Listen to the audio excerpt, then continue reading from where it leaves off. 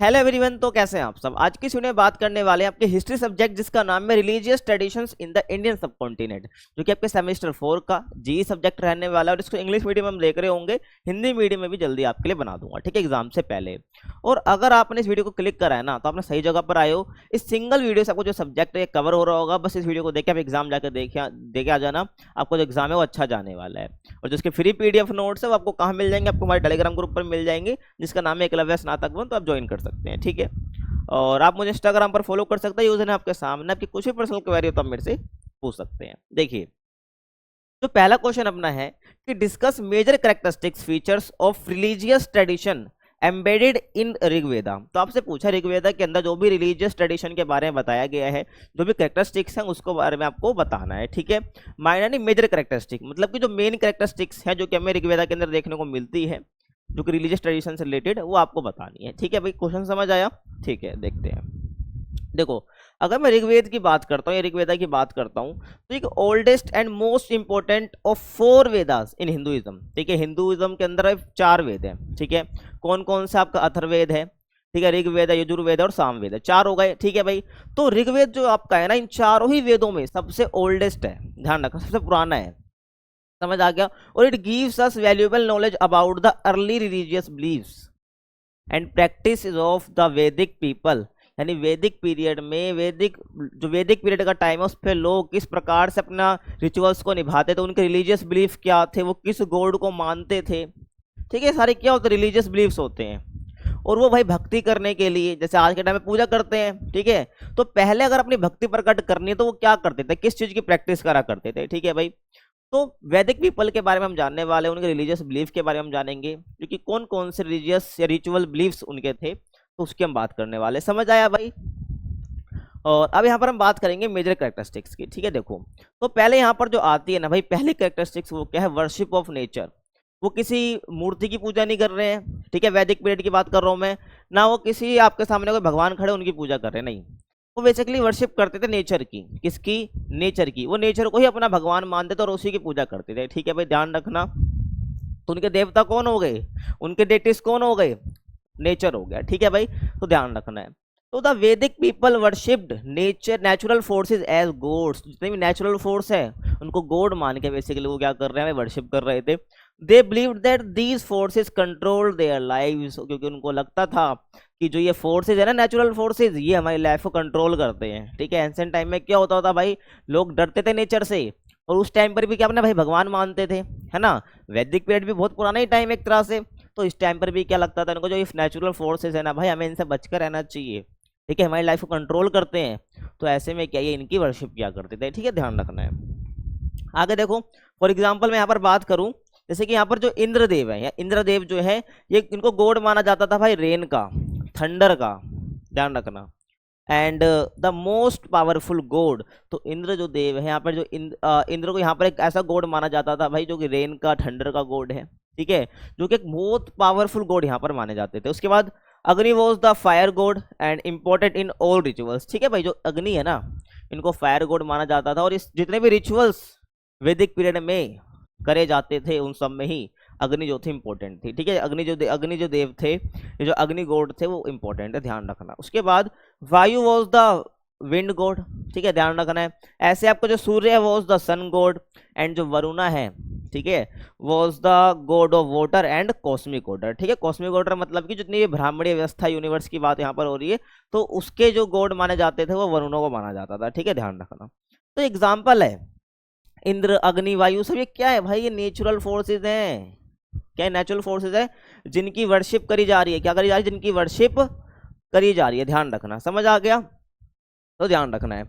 आगे मैं बात करूं, उसके बाद आपका पोलिथिज्म। पोलिथिज्म क्या होता है, जब एक से ज्यादा गॉड की वर्शिप करी जाती है तो उसको हम क्या बोलते हैं, पोलिथिज्म बोलते हैं, जिसको यानी कि बिलीव्स इन मैनी गॉड्स, ठीक है, ध्यान रखना।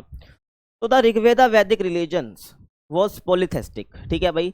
पोलिथेस्टिक का मतलब क्या है, यहाँ पर बता चुका हूँ, बिलीव्स इन मैनी गॉड्स, ठीक है। यानी कि जो लोग हैं वो भाई ज्यादा देवता की, ज्यादा गॉड्स की क्या कर रहे हैं भाई, वर्शिप कर रहे हैं, यानी कि वर्शिप्ड मैनी गॉड्स। और each god had a special role and was praised through hymns. समझ रहे हो क्या बोल रहा हूँ मैं? और हर गॉड, जितने भी यहाँ पर बहुत सारे गॉड की बेसिकली क्या कर रहे हैं, वर्शिप कर रहे हैं, तो हर एक गॉड का क्या स्पेशल रोल है, ठीक है।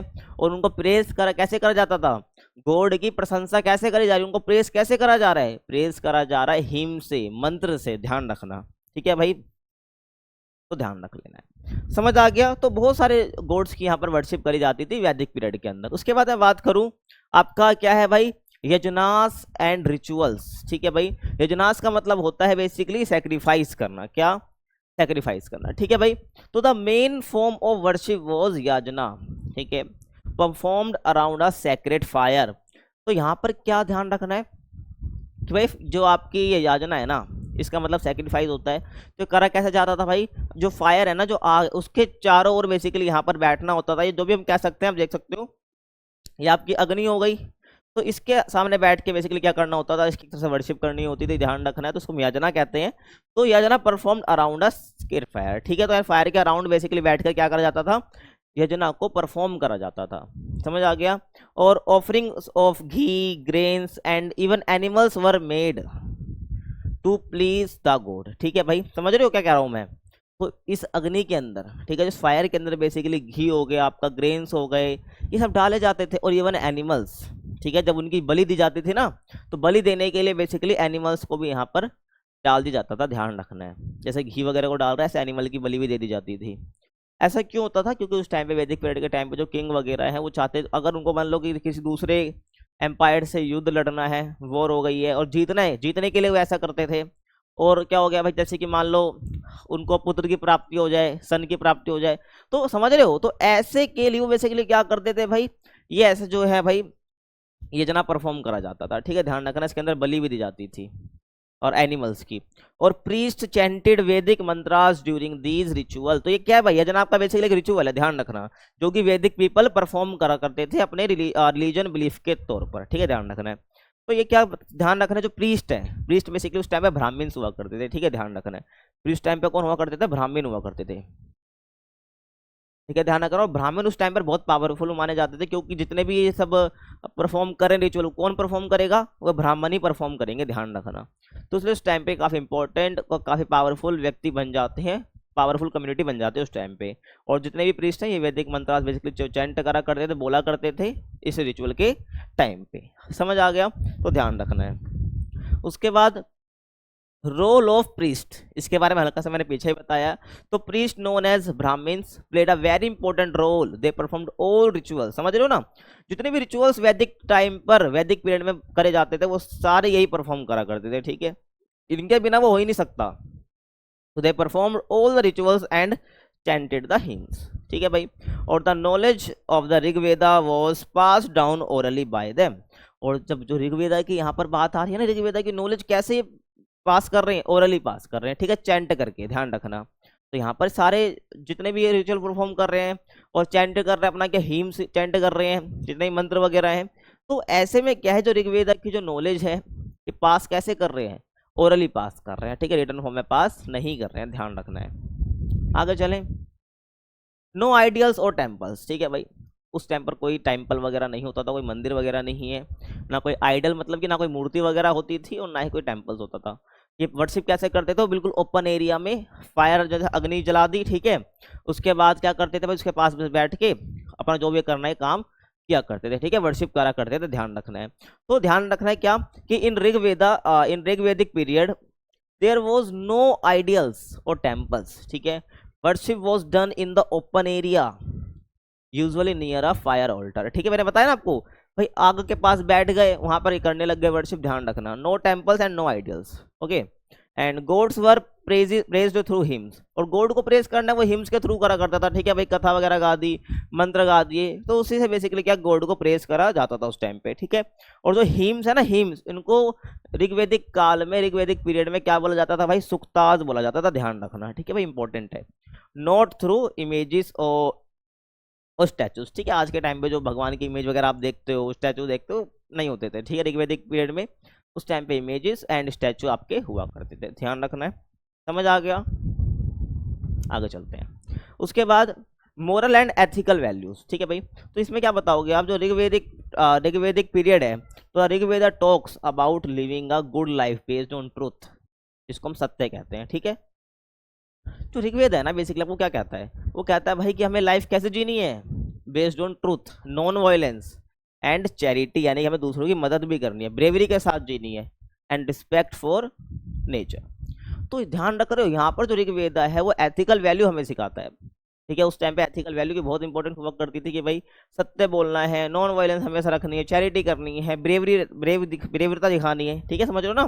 ब्रेव मतलब क्या, डरना नहीं है, समझ लो, तो ब्रेवरी होनी चाहिए, respect for nature. And the religion was closely connected to daily life and moral duties, ठीक है भाई। जितने भी जो रिचुअल्स वगैरह हैं ये डेली लाइफ और मोरल ड्यूटी से कनेक्ट हैं क्लोजली, बहुत समझ आ गया। तो मोरल एथिकल वैल्यू भी जो है उस टाइम पे रिलीजियस ट्रेडिशन का पार्ट थी, समझ रहे हो ना, ध्यान रखना है। उसके बाद स्पिरिचुअल आइडियाज, तो स्पिरिचुअल आइडियाज समझ रहे हो क्या है, तो यहाँ पर जो हीम्स है ना ऋग्वेदा की, वो बहुत फिलोसफिकल थॉट हमें देते हैं, ठीक है, हमें ध्यान रखना है। तो some hymns of Rigveda also shows deep philosophical thoughts, और there are questions about the origin of the universe and creation, कि भाई यूनिवर्स का ओरिजिन कैसे हुआ है, ये क्रिएट कैसे हुई है, इसके बारे में, ठीक है।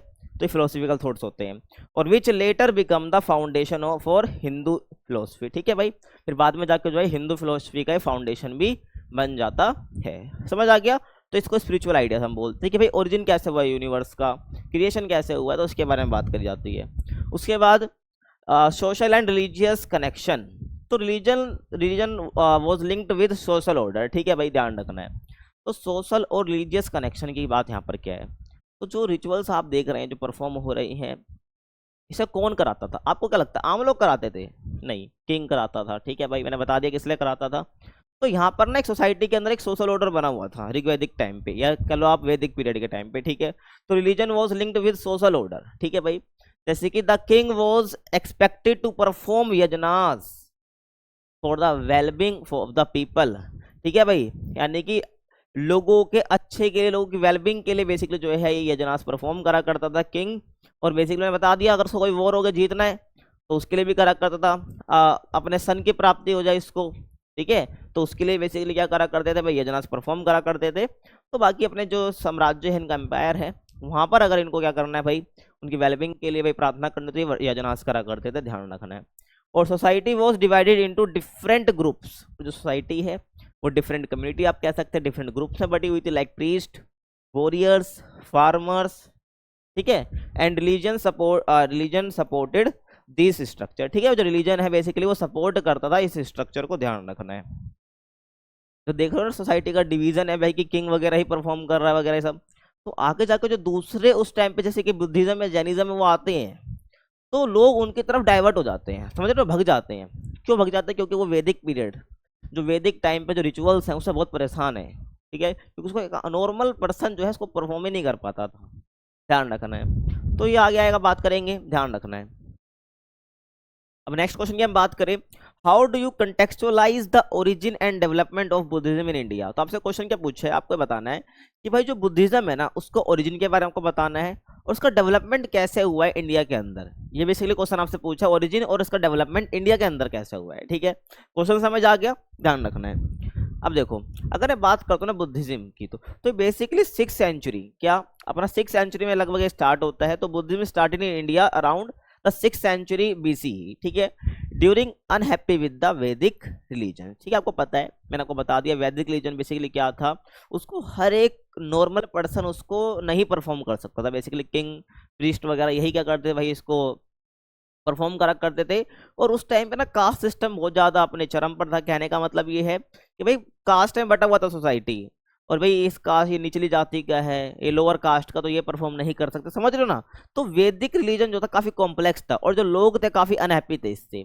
तो इसलिए क्या है, बेसिकली जो बुद्धिज्म है उसको काफी बढ़ावा मिला इंडिया के अंदर पनपने में, ठीक है, तो ध्यान रखना है। तो आप देख सकते हो इसे कि इमेज क्या शो कर रही है, बेसिकली प्रीस्ट हो गए, किंग हो गए, यही बेसिकली परफॉर्म कर पाते थे इसको, ठीक है, और नॉर्मल पर्सन इसको कर ही नहीं रहे, तो काफी कॉम्प्लेक्स था वैदिक रिलीजन।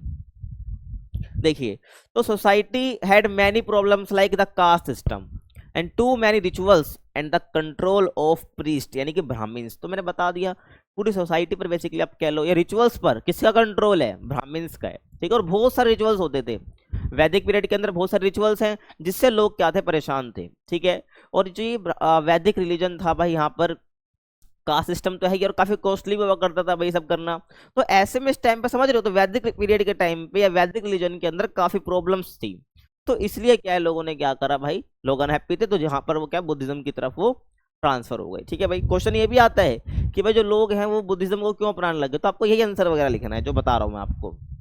तो people were looking for a simple and peaceful way of life. ठीक है भाई, तो लोग क्या चाहते हैं भाई, एक सिंपल और एक पीसफुल लाइफ जीना चाहते थे। तो in this background Siddhartha Gautam also known as Buddha started Buddhism. ठीक है, तो भाई तो सिद्धार्थ गौतम है, उसको हम उनको बुद्धा भी कहते हैं, गौतम बुद्धा भी कहते हैं। क्यों कहते हैं, जब इनको ज्ञान की प्राप्ति हुई, जब इनको एनलाइटमेंट मिला, ठीक है, तो उसके बाद इनको बुद्धा कहा जाने लगा। ठीक है भाई, ध्यान रखना।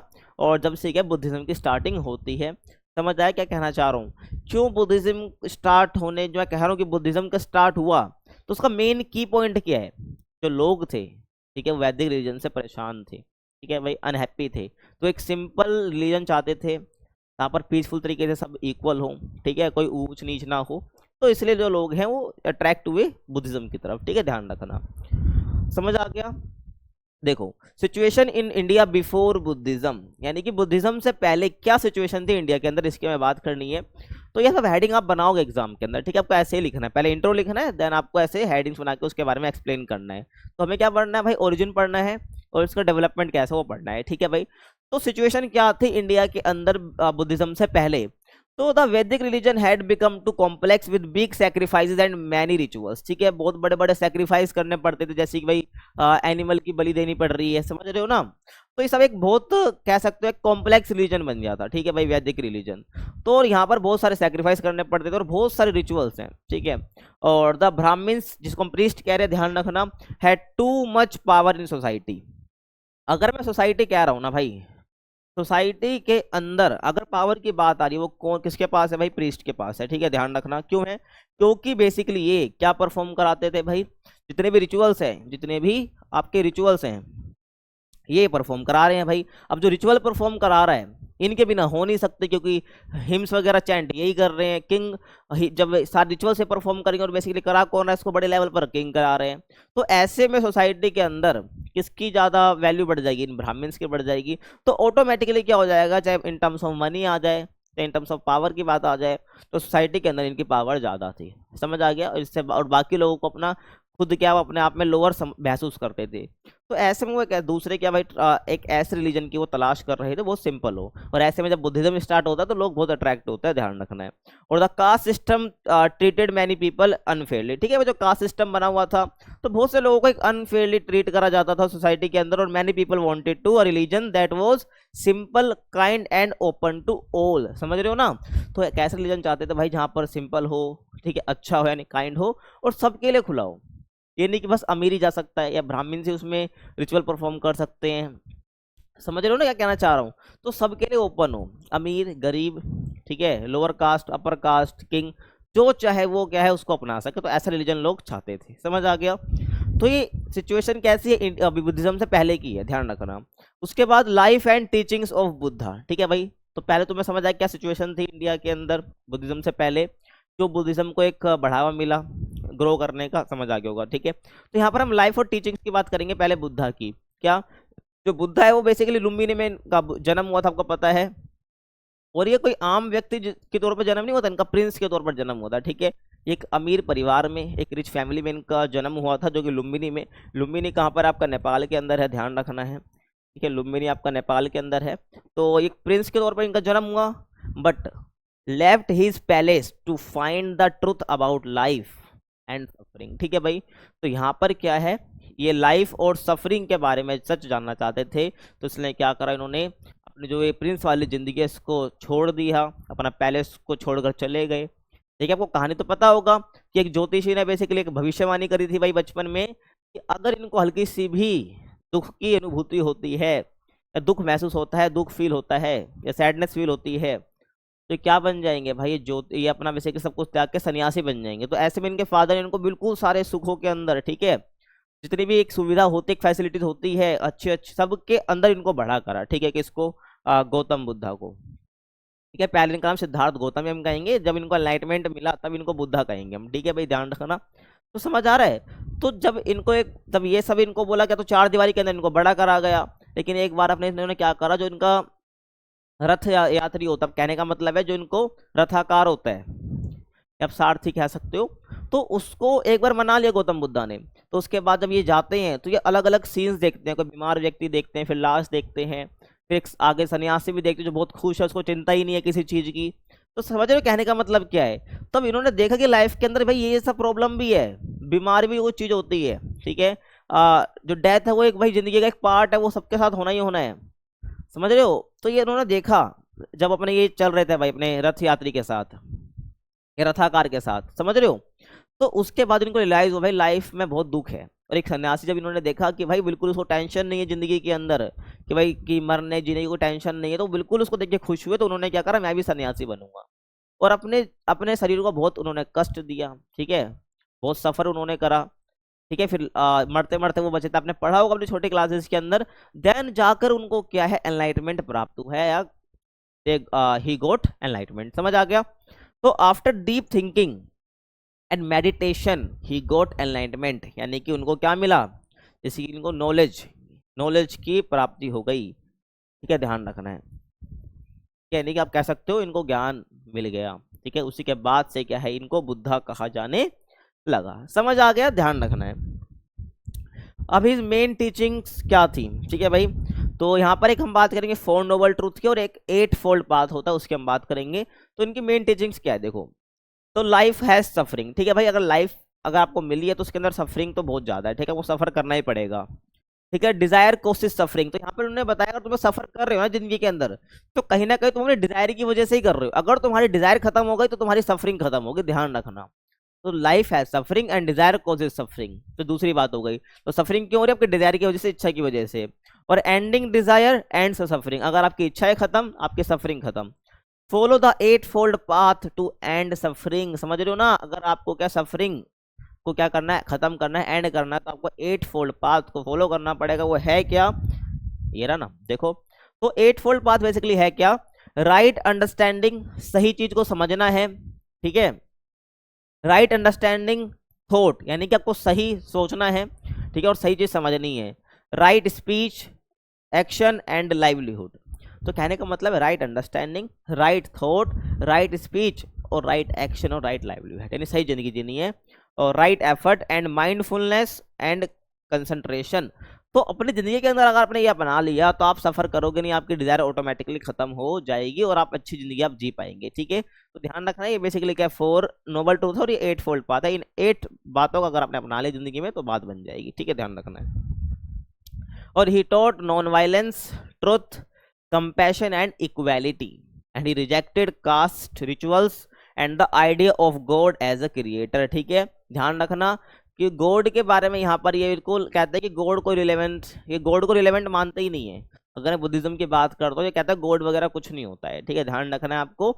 The idea of god as a creator he rejected, ठीक है, ध्यान रखना है। तो कास्ट रिचुअल्स वगैरह सब को इन्होंने बोला कि भाई कुछ नहीं होता है, ये सिर्फ आपको क्या करना होता है, आपको अपने कर्म करने होते हैं, क्या करने होते हैं, कर्म करने होते हैं, वही आपको ध्यान रखना है। समझ आ रहा है क्या कह रहा हूँ मैं। तो इनकी टीचिंग्स होगी, उनके जन्म के बारे में हो गया। अब growth and spread of Buddhism. अब जो बात करो बुद्धिज्म की, तो उसकी ग्रोथ की हम बात करेंगे, और इसका स्प्रेड कैसे होता है इसकी हम बात करेंगे, यानी फैला कैसे। ये क्वेश्चन है भाई हमारा, तो आपको सब लिखना पड़ेगा, ओरिजिन के बारे में लिखना पड़ेगा, ये फैला कैसे था आपको लिखना पड़ेगा, ठीक है, ध्यान रखना है। तो Buddha simple and peaceful message attracted many followers from all levels of society. मैंने बता दी यहाँ पर कोई बैरियर नहीं था सोसाइटी के अंदर, जो व्यक्ति चाहता है वो इसमें एंटर कर सकता था, बुद्धिज्म को अपना सकता था। तो ऐसे में भाई इनकी सिंपल और पीसफुल लाइफ को देखकर, पीसफुल रिलीजन को देखकर बहुत सारे फॉलोअर्स अट्रैक्ट हुए, जो कि सोसाइटी के हर एक लेवल से थे। ये नहीं कि भाई किंग ही आ रहा है या कुछ एक रिच पीपल ही आ रहे, ना ना, सोसाइटी का हर एक कम्युनिटी जो है बुद्धिज्म को अपना रही थी, ध्यान रखना है, ठीक है। और आफ्टर हिज डेथ, जब इनकी डेथ हो जाती है किसकी, गौतम बुद्धा की, his followers kept his teachings alive through memory, ठीक है ना, ध्यान रखना। कहने का मतलब क्या है, अभी अपना उपदेश देते थे भाई, ठीक है, ज्ञान दे रहे हैं अपना, टीचिंग्स जो भाई देते थे ओरली, क्योंकि यहाँ पर जब गौतम बुद्धा जीवित थे, जिंदा थे, उन्होंने कोई रिटर्न फॉर्म में अपनी टीचिंग्स नहीं दी है, कि बेसिकली ओरली अपनी टीचिंग्स दिया करते थे, ठीक है। तो उसको, और जिनके फॉलोवर्स हैं उनको सुना करते थे। तो इनकी डेथ के बाद भी क्या है, जो इनकी टीचिंग्स है उसको जिंदा रखा गया थ्रू मेमोरी ऑफ फॉलोवर्स, ठीक है। लेकिन उसके बाद इन्होंने क्या करा, जो इनके फॉलोवर्स हैं उन्होंने क्या करा, इसको एक रिटर्न फॉर्म दे दिया, जो इनकी जितनी भी टीचिंग्स थी उसको एक रिटर्न फॉर्म में कंपाइल कर दिया, ध्यान रखना है, and wrote them down in the Tripitaka. आपने त्रिपिटक के बारे में पढ़ा होगा, तो इन त्रिपिटक में बेसिकली क्या उन्होंने इनकी जितनी भी टीचिंग्स वगैरह हैं उसको कंपाइल कर दिया, ठीक है, ध्यान रखना है। तो आपको ध्यान रखना है growth and spread of Buddhism में, ये ध्यान रखना है। और अब आगे देखिए, अगर मैं बात करूँ ना गौतम बुद्धा या बुद्धिज्म की, सॉरी, तो बुद्धिज्म की बात करूँ, तो बुद्धिज्म को स्प्रेड करने में, फैलाने में ना अशोका का यहाँ पर बहुत इंपॉर्टेंट रोल आता है, जो कि एक मौर्यन एम्पायर किंग, आपको पता होगा है ना, जो कि क्या है, एक मौर्यन एम्पायर के किंग है, जो कि एक शक्तिशाली, एक पावरफुल किंग माने जाते हैं, ध्यान रखना है। तो आपको पता होगा इन्होंने एक वॉर करा था, कहाँ पर, उड़ीसा के अंदर, जिसको हम कलिंग वॉर भी कहते हैं, क्योंकि उड़ीसा को पहले कलिंग बोला जाता था, आपको पता है। तो इन्होंने कलिंग वॉर लड़ा, ठीक है। और कलिंग वॉर में क्या हो गया भाई, बहुत सारे लोग आप कह सकते हो भाई इनकी वजह से, क्योंकि इन्होंने करा था वॉर, तो बहुत सारे लोग मरे गए, ठीक है, जितने भी इनोसेंट लोग थे उस टाइम पे वो मार दिए गए। तो उस टाइम पे क्या होता था, जो इनका दिल है ना, दिल, वो इनका जो हर्ट है वो पर बिल्कुल चेंज हो गया, ठीक है, इनको दया आने लग गई, ठीक है, सिंपैथी आने लग गई उन लोगों के लिए। तो यहाँ पर इन्होंने क्या करा, बुद्धिज्म को यहाँ पर अपना लिया है, अपना लिया, ठीक है। और जब इनके अपनाने के बाद, जब इन्होंने बुद्धिज्म अपनाया, तो इन्होंने अपने भाई जिनका एम्पायर है वहां पर उन्होंने बुद्धिज्म को लागू कर दिया एक तरह से, और ऐसे करके ये बहुत जगह फैला, और इन्होंने बहुत काम करे, स्तूपास अगर आप देखते हो जिनके रिमेन्स हैं, ठीक है, इन्होंने भाई अलग अलग जगह पर इसको क्या करा भाई, दफना दिया, और उसके वहां पर उसके ऊपर स्तूपा बना दिए, स्तंभ बनवा दिए, पिलर्स बनवा दिए, कहने का मतलब है। तो अब समझ रहे मैं क्या कहना चाह रहा हूँ। तो अशोका ने जब बुद्धिज्म अपनाया, तो उसके बाद इसकी जो स्प्रेड मैं कहूँ ना, तो बहुत तेजी से स्प्रेड हुआ आपका बुद्धिज्म, ध्यान रखना है। देखो, तो king Ashoka, a great ruler of Mauryan empire, ठीक है, हेल्प्ड स्प्रेड बुद्धिज्म, तो बुद्धिज्म को स्प्रेड करने में काफी इंपॉर्टेंट रोल प्ले करा और काफी मदद करी, ठीक है, बुद्धिज्म को स्प्रेड करने में। और he become a Buddhist after the Kalinga war, तो कलिंग वॉर के बाद ये क्या बन जाते हैं, बुद्धिस्ट बन जाते हैं, ठीक है। और sent missionaries to Sri Lanka and other countries, ठीक है भाई, तो बुद्धिज्म को फैलाने के लिए, स्प्रेड करने के लिए, क्योंकि उनको पता है बुद्धिज्म बहुत एक पीसफुल रिलीजन है, ये इसकी टीचिंग्स इतनी अच्छी है कि भाई कोई किसी का भी जीवन चेंज हो सकता है।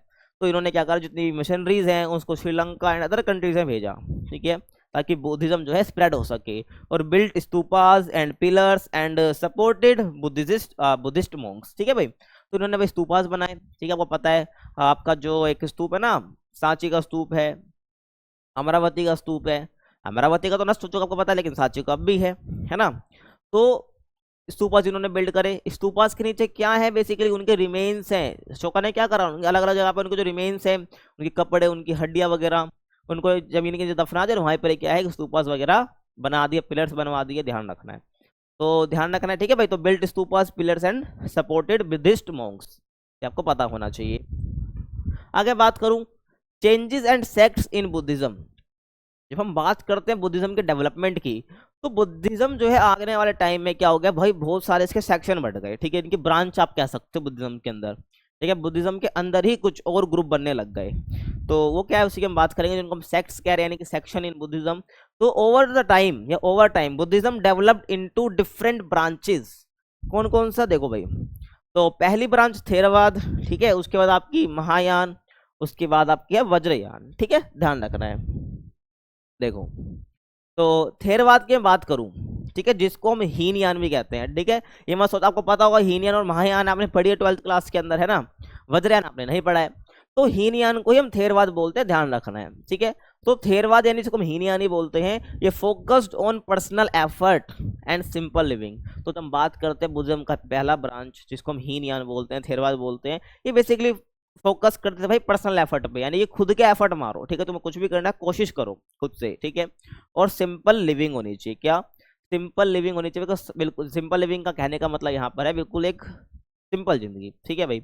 अब ध्यान रखना, और थेरवाद में क्या था कि यहाँ पर कोई गॉड वगैरह नहीं माना जाता, यहाँ पर बेसिकली माना जाता है किसकी बात को, यहाँ पर एफर्ट की बात करी जाती है, ठीक है, आप, ठीक है, किसकी बात करी जाती है, एफर्ट की बात करी जाएगी यहाँ पर। यहाँ पर ये नहीं कि भाई कोई चमत्कार हो जाएगा, कोई गॉड वगैरह आ जाएगा, नहीं। ये हीनयान वही है जैसा आपने पीछे पढ़ा, जो गौतम बुद्धा मानते थे। तो हीनयान जो ग्रुप ब्रांच इसकी बनी, वो सेम आइडियोलॉजी इस थेरवाद ग्रुप की बनी, ठीक है, ब्रांच की बनी, ध्यान रखना है, समझ आ गया।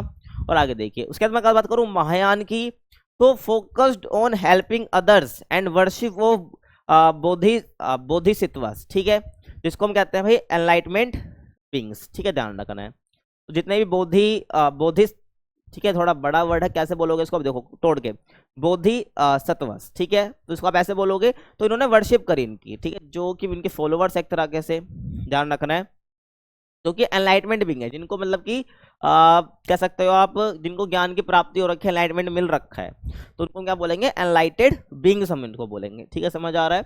तो उनकी बेसिकली वर्शिप करा करते थे महायान के अंदर। और आगे मैं बात करूं वज्रयान की, तो mixed local believes with Buddhist ideas and seen in Tibet. तो जो वज्रयान है ना, ये मिक्स्ड लोकल बिलीफ्स हैं, ठीक है, बुद्धिज्म के, यानी कि थेरवाद और महायान आप मिक्स कर दोगे तो आपको वज्रयान आपको देखने को मिल जाएगा, ठीक है। और ये आपको कहाँ देखने को मिल जाएगा, तिब्बत के अंदर जो आप बुद्धिज्म का रूप आप देखते हैं वो कहीं ना कहीं वज्रयान आपको देखने को मिलता है, ध्यान रखना। तो ये आपको समझ आ गया, ध्यान रखना है। उसके बाद decline in India and growth outside. तो आज अगर आप देखते हो आपको बुद्धिज्म कहीं दिखता है, बहुत रेयरली 0% या कुछ परसेंट आपको देखने को मिलेगा इंडिया के अंदर, क्योंकि इंडिया के अंदर जो है ना हिंदुइज्म ने ज़्यादा ग्रोथ कर ली है, ठीक है, आफ्टर सम टाइम, ठीक है, आफ्टर सम ईयर्स। तो लेकिन बुद्धिज्म क्या हो गया, टाइम के साथ थोड़ा डिक्लाइन होते चले गया, ठीक है, इसकी जो रिलेवेंस है वो कम होते चले गई है। लेकिन अदर कंट्रीज के अंदर इसकी जो ग्रोथ है वो बहुत तेजी से हुई है। जैसे कि इन इंडिया की बात करूं तो Buddhism slowly declined because Hinduism revived, ठीक है ना। जैसे तुम खेलते हो ना गेम वगैरह, कहते हैं कि भाई रिवाइव कर दे, भाई जल्दी रिवाइव कर ले, तो कहने का मतलब क्या समझ रहे हो, तो हिंदुइज्म रिवाइव्ड, तो हिंदुइज्म जो है जो पहले चले गया था वैदिक पीरियड के टाइम पे, फिर धीरे धीरे रिवाइव करा विद सिंपलर फॉर्म्स लाइक भक्ति मूवमेंट, ठीक है भाई। तो धीरे धीरे यहाँ पे रिवाइव होने लग गया, ठीक है, भक्ति मूवमेंट तो आपको पता है। और invasions destroyed many Buddhist monasteries, तो जब इन्वेजन होने लग गया, बाहर से हमले होने लग गए, ठीक है, इन्वेडर्स के थ्रू, तो इन्होंने जितनी मोनेस्ट्रीज बुद्धिस्ट मोनेस्ट्रीज हैं जहाँ पर ये निवास कर करते थे, रहते थे, उसको डिस्ट्रॉय कर दिया। और इट लॉस्ट रॉयल सपोर्ट, और जो रॉयल सपोर्ट मिल रखा था बुद्धिज्म को वो थोड़ा टूटने लग गया, समझ रहे हो। और भक्ति मूवमेंट जब चला तो इससे क्या होगा, धीरे धीरे आपको जो हिंदुइज्म है वो रिवाइव होने लग गया, ठीक है। और बट बुद्धिज्म जो है flourished in other countries like आपका Sri Lanka, China, Japan and Tibet and still follow today, ठीक है भाई। अगर आप चाइना बात कर लो, जापान की बात कर लो आप, ठीक है, श्रीलंका की बात कर लो, आज भी आपको जो बुद्धिस्ट लोग दिख जाएंगे जो बुद्धिज्म को फॉलो कर रहे हैं, समझ आ गया। तो यहाँ पर आज भी बहुत रिलेवेंसी रखता है बुद्धिज्म, समझ आ गया, ध्यान रख लेना है। और आगे बात करो अगले क्वेश्चन की, discuss main features of religious development associated with Puranic traditions, समझ रहे हो। तो आपको यहाँ पर क्या बताने हैं भाई, जैसे आपने ऋग्वेदा के बताए थे मेन फीचर्स, ठीक है, तो ऐसे आपको रिलीजियस डेवलपमेंट की बात करनी जो कि एसोसिएट है पुरानिक ट्रेडिशन से। तो कहीं ना कहीं आपको पुरानी ट्रेडिशन के बारे में बताने किस प्रकार से रिलीजियस डेवलपमेंट हमें देखने को मिला है, जो कि एसोसिएटेड है, किससे जुड़ा हुआ है, किससे, पुरानिक ट्रेडिशन से। देखो भाई, तो यहाँ पर आप क्या बताओगे, तो the Puranic traditions are an important part of Hindu religious development after the Vedic period. अगर मैं बोलूं क्या भाई, वैदिक पीरियड, आपका जो वैदिक पीरियड है, वैदिक पीरियड के बाद, क्या वैदिक पीरियड के बाद जो हिंदुइज्म रिलीजन है उसका डेवलपमेंट हुआ है, तो हमें कहाँ देखने को मिलता है, पुरानिक ट्रेडिशन में देखने को मिलता है। तो Puranic tradition are an important part of Hindu religious development after Vedic period, तो ध्यान रखना, ठीक है भाई। तो आपको क्या रखना है, अब पुराण की बात यहाँ पर बेसिकली आपको करनी पड़ेगी, ठीक है, जब आप बात करोगे हिंदू रिलीजन के डेवलपमेंट की आफ्टर वैदिक पीरियड, समझ आ रहा है, तो ध्यान रखना है।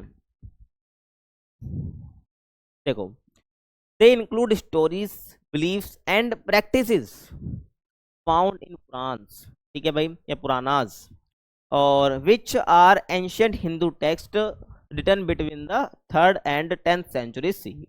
देखिए, अगर मैं बात करता हूँ ना पुराण्स की, ये भी पहले ओरली थे, ये एक लोगों से दूसरे लोगों पर ओरली ट्रांसफर हो रहे थे, लेकिन इनको लिख कब लिया गया, 3rd and 10th सेंचुरीज के आसपास, ठीक है भाई। तो ध्यान रखना, ये एंशिएंट हिंदू टेक्स्ट है जो कि हिंदुइज्म के बारे में बातें करते हैं, ये 3rd और 10th सेंचुरीज में रिटर्न लिखित फॉर्म में लिखे गए हैं।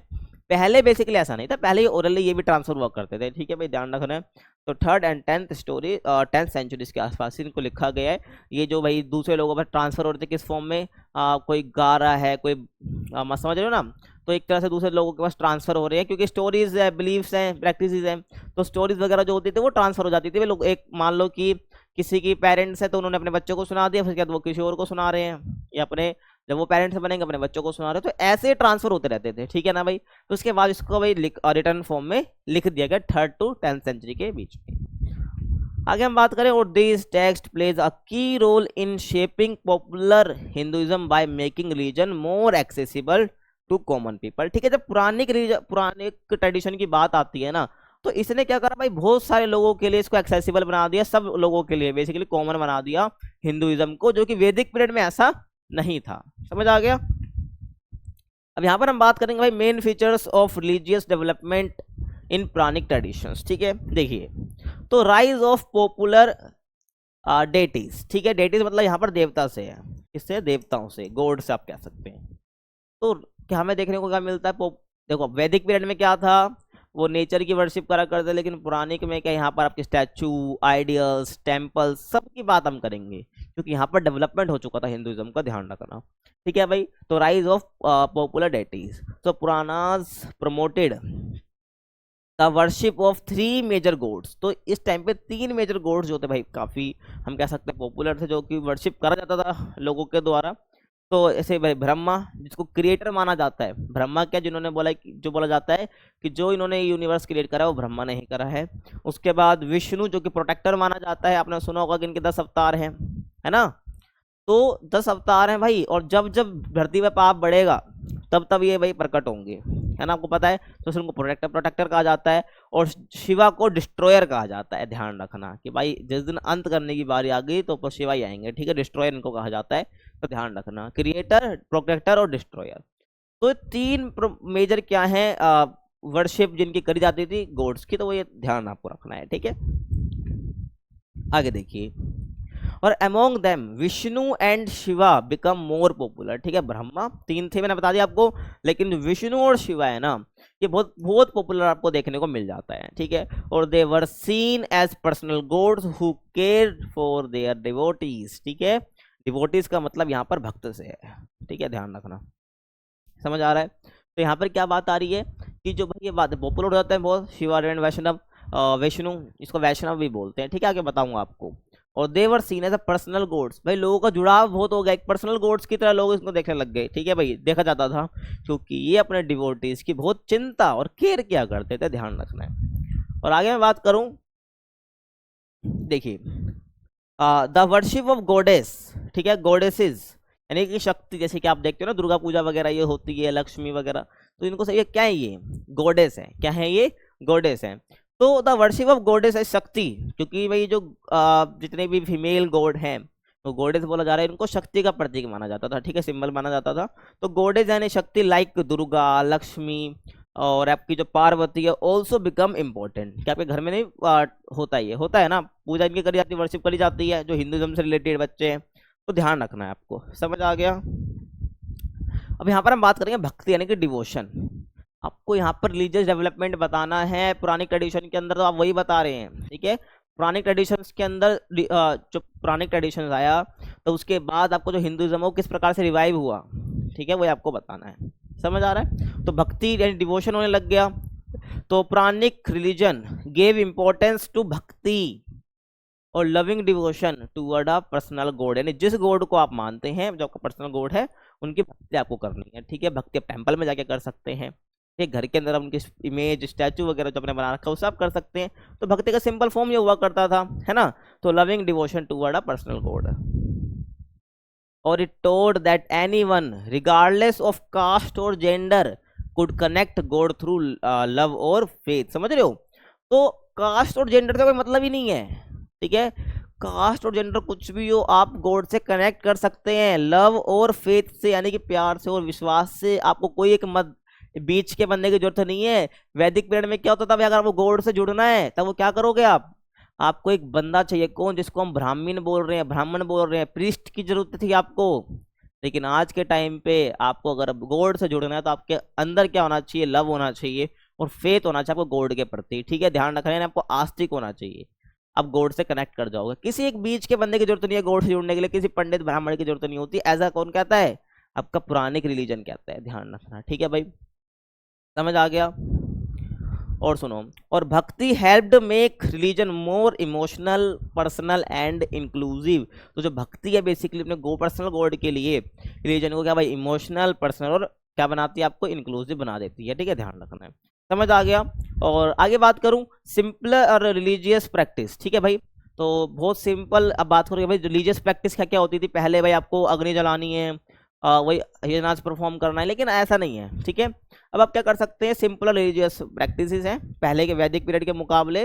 तो unlike the Vedic religion which had complicated fire rituals, जिसको किंग परफॉर्म कर रहे हैं उसमें बलि दी जाती थी, लेकिन Puranic religion encourage simple ways of worship, like आपका भाई singing hymns, telling stories, visiting temples and fasting and pilgrimage, ठीक है। पिलग्रिमेज मतलब यहाँ पर आप समझ सकते हो तीर्थ यात्रा वगैरह जो होती है वो करना, ठीक है भाई, व्रत रख लेना, तीर्थ यात्रा कर लेना, ठीक है भाई, टेम्पल को विजिट करना, स्टोरीज हम देखा ना आपने, कथा वगैरह होती है, तो कैसे भाई वो अपना हिंदुइज्म का ही तो पार्ट है जो कि पुरानिक पुरानिक ट्रेडिशन में बताया गया है, ध्यान रखना, पुरानिक टेक्स्ट में बताया गया है, तो आपको ध्यान रखना सिंपल प्रैक्टिस है। तो आपके एग्जाम में आप चाहो तो इसको हल्का हल्का एक्सप्लेन कर सकते हैं, अदरवाइज कोई ज़रूरी नहीं है, बहुत बता रखा है मैंने, ठीक है।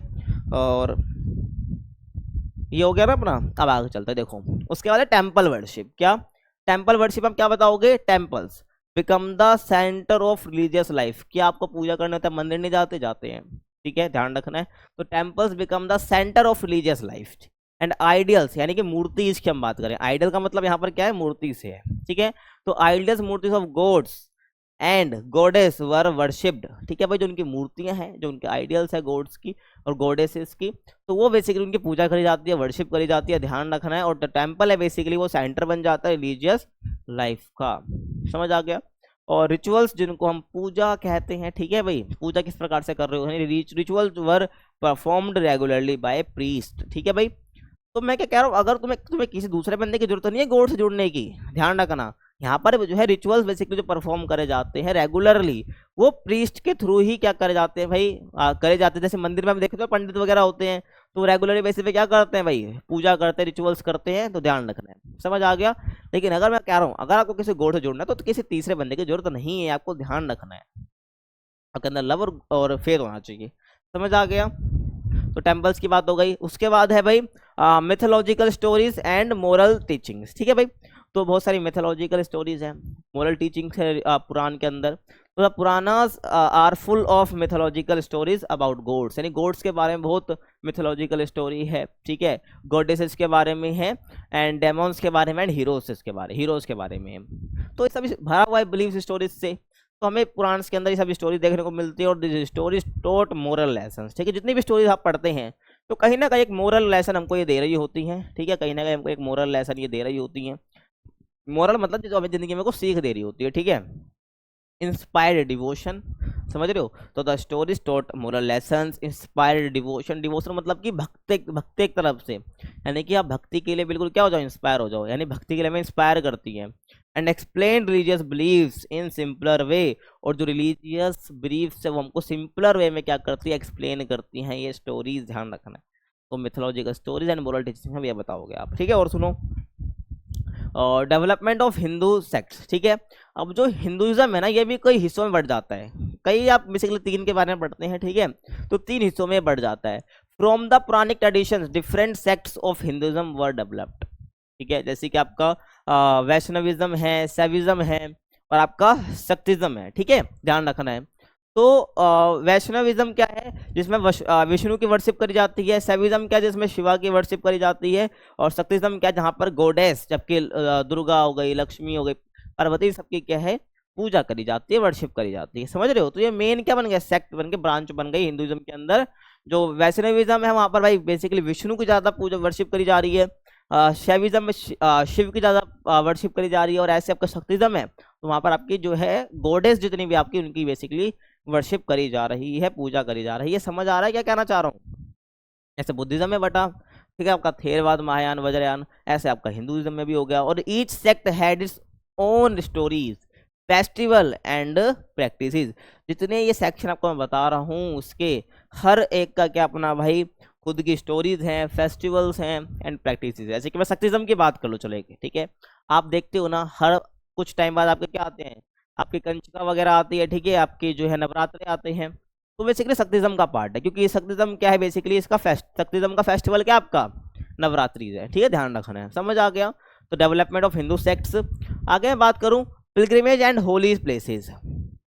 क्या मुझे बताओ वैदिक पीरियड के अंदर, वैदिक पीरियड में हिंदुज्म चलता था, तो वैदिक पीरियड के टाइम पे क्या ऐसा होता था कि भाई कोई तीर्थ यात्रा होती थी, नहीं कोई पिलग्रिमेज होता था, नहीं होता था। कोई होली प्लेसेस मतलब कि पवित्र स्थान, होली प्लेसेस मतलब क्या है, पवित्र स्थान, तो क्या कोई होली प्लेसेस होता था, नहीं होता था ना, तो यही कह रहा हूं मैं। तो लेकिन पुरानी ट्रेडिशन, जो आपका पुरानी ट्रेडिशन है या पुराण जब लिखे गए, पुराण के बाद क्या है आपका जो हिंदुज्म का ग्रोथ हमें देखने को मिली है, ठीक है, जो उसमें कुछ रिफॉर्म्स आप कह सकते हुए, तो उसमें होली प्लेसेस, पिलग्रिमेज का भी जिक्र आता है, जो क्या आप जीवन में देख सकते हो, ठीक है। तो Puranic tradition encouraged travel to तीर्थ, ठीक है, तीर्थ को हम तीर्थ बोलते हैं, ठीक है, जिसको तीर्थास आप बोल सकते हैं, जिसको हम holy places and such as Varanasi, Mathura and Kanchipuram etcetera. तो ये सब क्या है आपके तीर्थ प्लेस है, जिसको आप होली प्लेसेस कह सकते हैं, ठीक है। तो पुरानी ट्रेडिशन क्या भी एनकरेज करता है ट्रैवल करने के लिए, पिलग्रिमेज करने के लिए, कहाँ पर, तीर्थास पर, यानी जो तीर्थ जगह है यानी होली प्लेसेस पर। और सच एज आपके वाराणसी, मथुरा, कांचीपुरम एटसेट्रा बहुत सारी हैं, ठीक है। आप बताना भाई और कौन कौन सी यहाँ पर होली प्लेसेस हैं इंडिया के अंदर, ठीक है, बताना, ठीक है, बताना वो कमेंट के अंदर।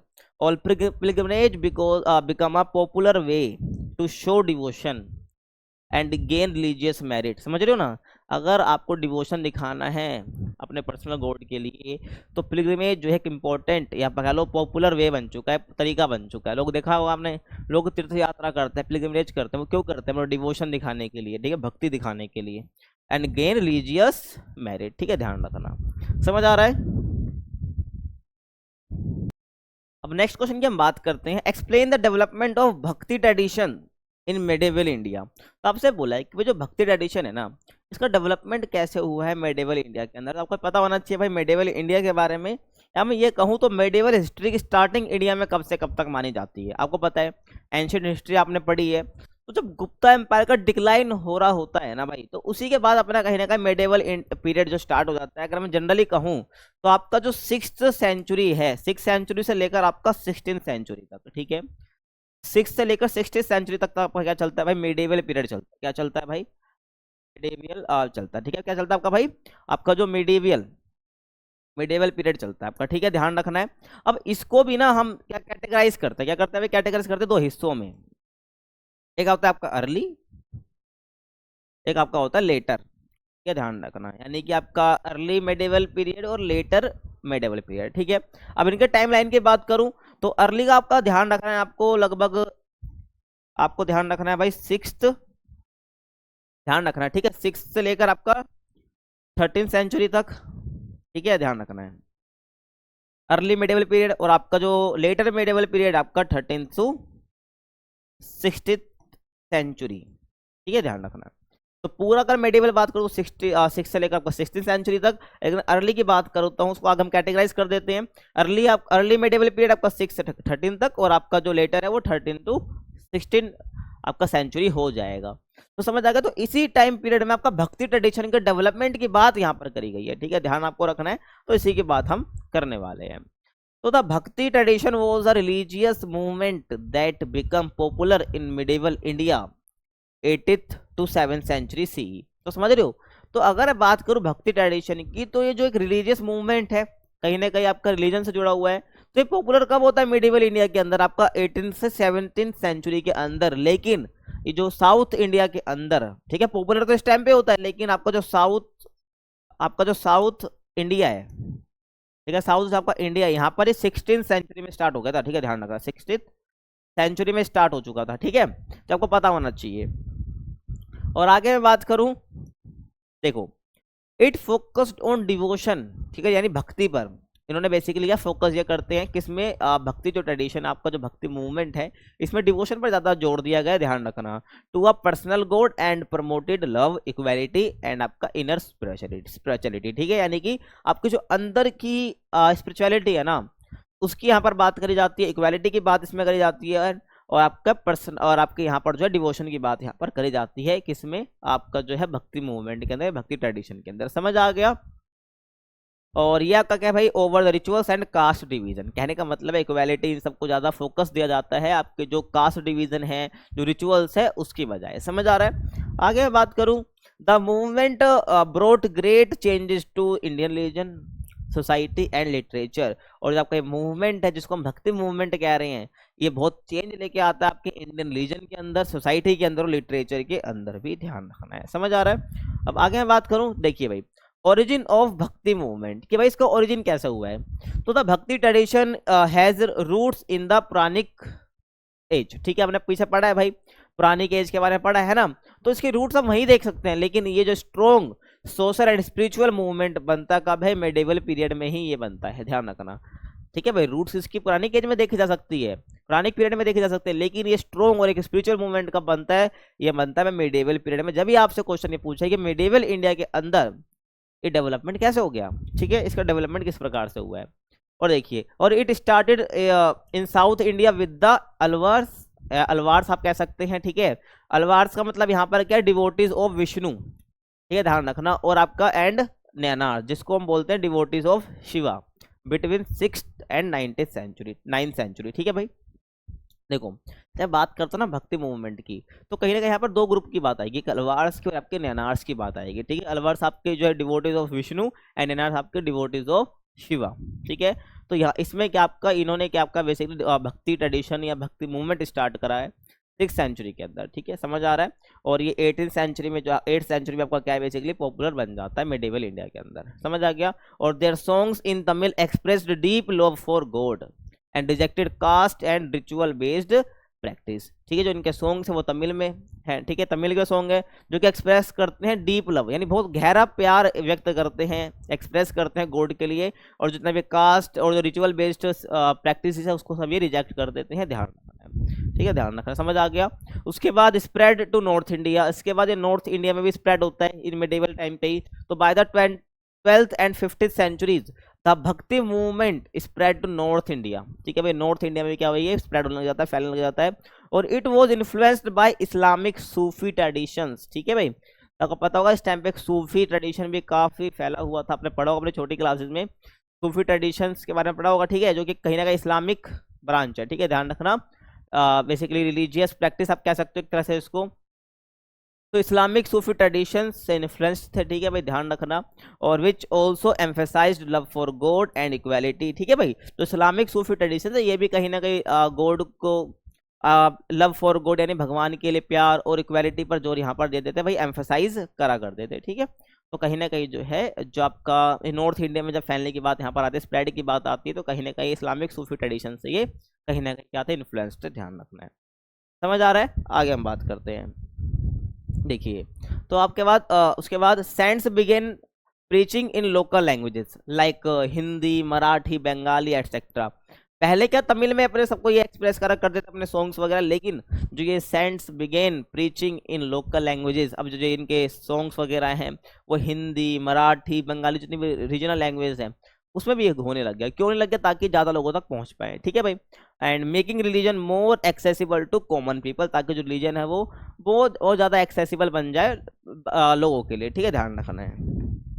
उसके बाद मेन फीचर्स ऑफ भक्ति ट्रेडिशन, ठीक है, सेपरेटली क्वेश्चन में आ सकता है लेकिन इस क्वेश्चन का पार्ट ही है, ध्यान रखना। तो मेन फीचर्स क्या है भक्ति ट्रेडिशन के, देखो भाई, डिवोशन टू पर्सनल गॉड, यानी कि भाई पर्सनल गॉड, जिस गॉड को तुम मानते हो उसके लिए एक पर्सनल लव तुम्हारे पास होना चाहिए, डिवोशन होना चाहिए, ठीक है, मतलब तुम उनके लिए भक्ति करते हो, ध्यान रखना। तो bhakti saints worshipped gods like Ram, Krishna and Shiva and Devi with love and surrender, ठीक है भाई, ध्यान रखना है। बेसिकली मैं कहूँ तो यहाँ पर क्या डिवोशन दिया जाता है अपने पर्सनल गॉड को।